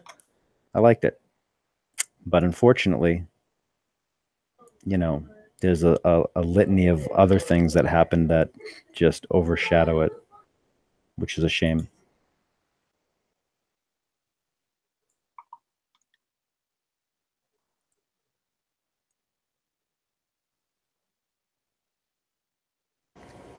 Did we lose everybody? I fell asleep. No, You just put us all to sleep. Wait. Damn! We were all like just starting to snore. Then you stopped talking, and the other background noise woke me up. Fuck all y'all, man. Shit. But it was funny last night. We had a show, and then Rum tried to convince everybody that it wasn't him snoring. It was just a hangout. And, because it wasn't a YouTube thing, I couldn't mute him and I couldn't kick him off. But it was just like, we had to end the show with just Rum snoring the whole time during the show. And There wasn't a show last night. It was just an open chat.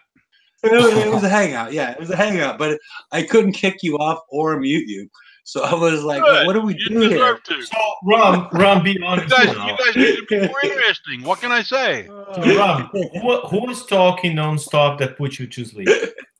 Let me guess. Hefe? It wasn't me. No, if you wait for Mike to talk, you'll fall asleep out of just, lack of action. Is that what his wife told you? Well, whatever. That's what she said. But Hefe starts droning, and it's like that's like watching golf on Sunday. You can take a nap. Okay, all right. I think I give you guys. You guys are fucking brutal. He starts talking for too long. I just start counting how many knows he says, and that keeps me interested. There you go. But I give you guys plenty of time. George makes me sleep if he goes on for more than 4 minutes. I was mesmerized. I just have that smooth of a voice. I'm sorry, dude. Yeah, it's like an air conditioning humming in the background. All right. That's a plus then. Yeah. So, do we have anything else that's should be since I think the last 2 minutes shouldn't have been part of the live show. Is there anything else that we want to talk So about? I have an open question. Can I ask an open question? No. Sure, go ahead. So for February, Go ahead. what else can Kixeye get wrong?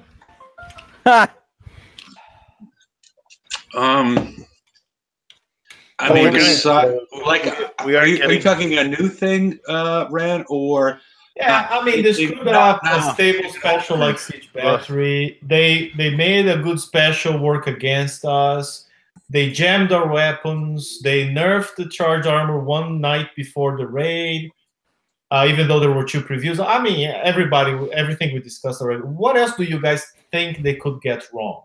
They could Well, I, place think I personally think that next raid they're just gonna you're gonna hit an S target and it's just gonna drop an A bomb And you blow up. It's gonna be wiped out and your base.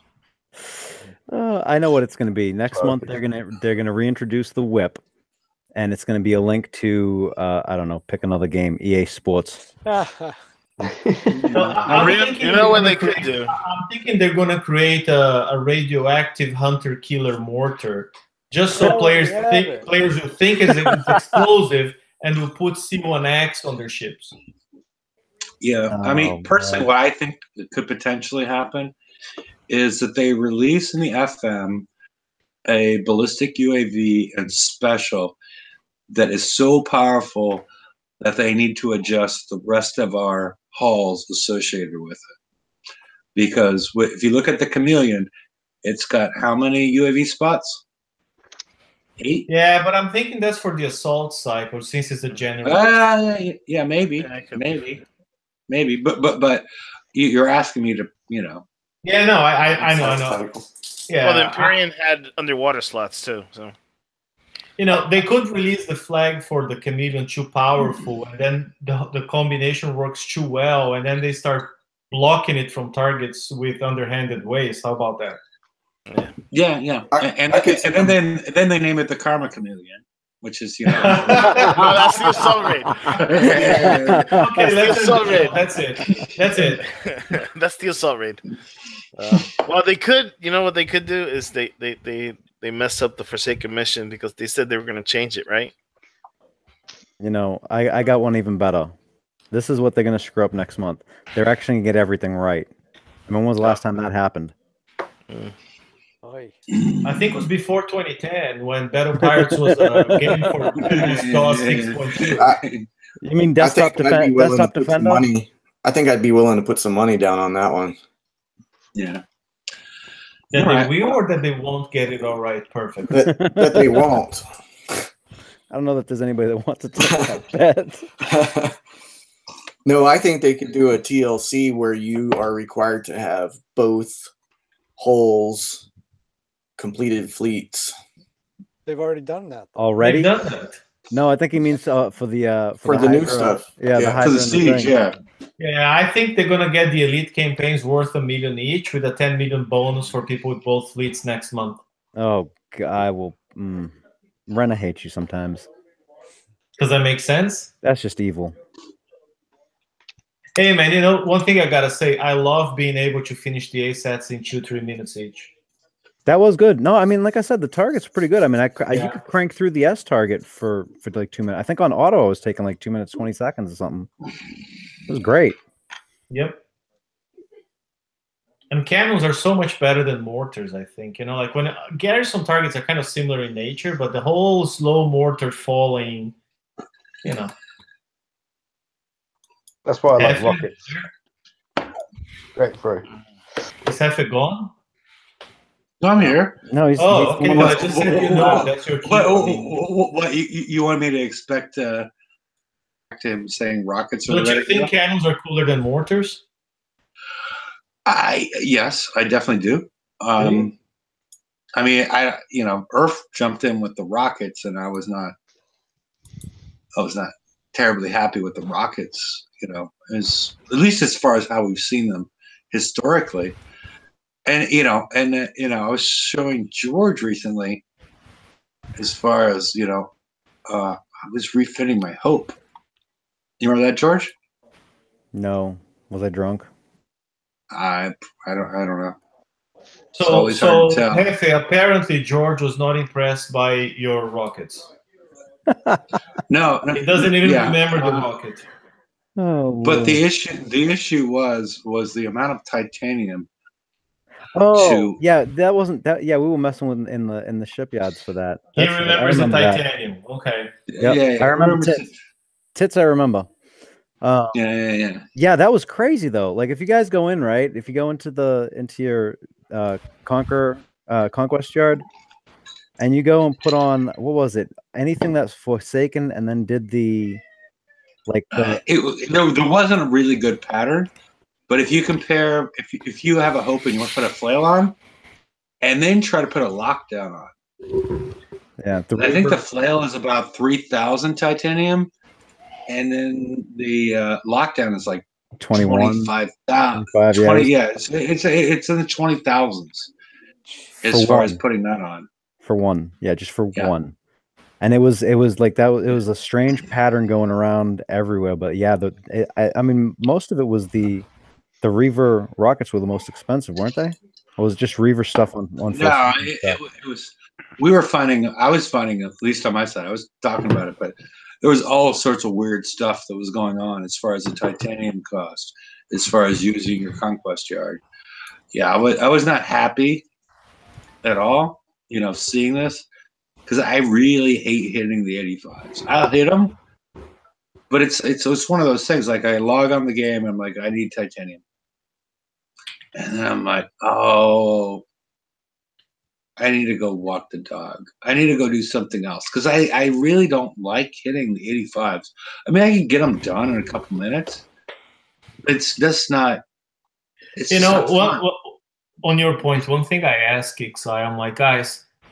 I mean, give us an option, like bring that 106 to the map, the crazy hard target if you want, but make it pay like 100,000 titanium. So I only need to hit 2.5 or 3 and I'm full, whatever. Even if I'm going to take a lot of damage, I don't care because like even if it's on auto, hitting 7, 8, 85s in a row, it's really annoying. Yeah, because they're. I mean, you have Skyfires or something, right? I do. That's why I do them on auto. Yeah, I only have Phoenixes. Oh, that's awful then. Yeah, dude, that sucks. Yeah. That sucks for you. Skyfires. I made sure I finished my Skyfires because holy crap, that is like that's what sold me on auto hulls, man. I saw how good that was, and I was like, oh, I should have built those. By the way, do you see a trend? Like Daniel comes this raid, the 1-year-old Ironclad outperforms the Cannoneers, and the Skyfire on a daily basis is better than the Phoenix. I'm seeing something there, and that's why I kind of like committed to the Buckies. And I want to have those guys really, really top shape first. Yeah, no, I understand that. I mean, I used to draw a trend as far as anything that GDR had touched would have life to it. Because I think I compared at one point, like I was comparing a Toyota to a Kia as far as longevity. But yeah, we'll see how this works out at the end. But yeah, anything that Raken touches seems to have a lot of life to it. Guy's good. That's the whole point. He's freaking good. Yeah. Well, and he also keeps things, his stuff relevant in the game. Well, I think it's just the way that it's designed is more long term in thinking, right? Yeah. No, I endorse all of GD Raken's, hulls. They all work well, and and if you get a hint that it's a Raken hull, it's sort of like, I'm not sure. Probably Mike knows. It's sort of like a Shelby. Like if you're buying Ford products, it's like a Shelby product. It's gonna last a long time, and it's gonna outperform everybody else. The old ones or the new ones? Because I'm just gonna say, The No, 60s well, the 60s I think Shelby's actually dead, so they're probably just He selling is. shit. He is. Shelby They is were dead, just but they're still badged. using it. Yeah, they just badged stuff. Yeah. But the thing is, like, is it the stuff that was actually in his play? Because like he redid some Cobras, you know, and had them done. Those are great, but the Yeah. ones It's a that they retro. badged Shelby were shit still. But you They know, had the production ones after. He was retroing the early Yeah. ones, and then they started building on Yeah. the assembly line. Factory 5 is down the Cape, back where I lived. I actually knew one of the guys that owned the company, so Cool. Okay. fun times. All right. Well, is there anything else that was fit for live, or I can Yeah, go Patriots. post? Patriots Oh, suck. yeah, They're going they- down this year, George. Oh, You're not going to get the you know- special run treatment on the Patriots this year. They're going down. yeah. I think. Well, I You think guys this is should've- the last year. Oh, No, Lord, this I is knew I the You've last been should've- around year. George last year. George was Yeah. suicidal. Oh, I George was was pissed. suicidal going I was green. pissed. I was pissed. I was flipping the shit during that game. Yeah, and who told you what was going to happen? Huh? Dude, no one had ever done that in the entirety It of doesn't the make any history difference. I of the told you NFL. what was going to happen, didn't I? Which means that Tom Brady's the greatest. Okay, I can go No. with that. He pulled off what had never been done in the NFL before ever. But no, he's He got lucky. Oh, yeah. That's dude. Buddy, I told you last year what was going to happen right before it happened. All the way through. Just hang in there. Just wait.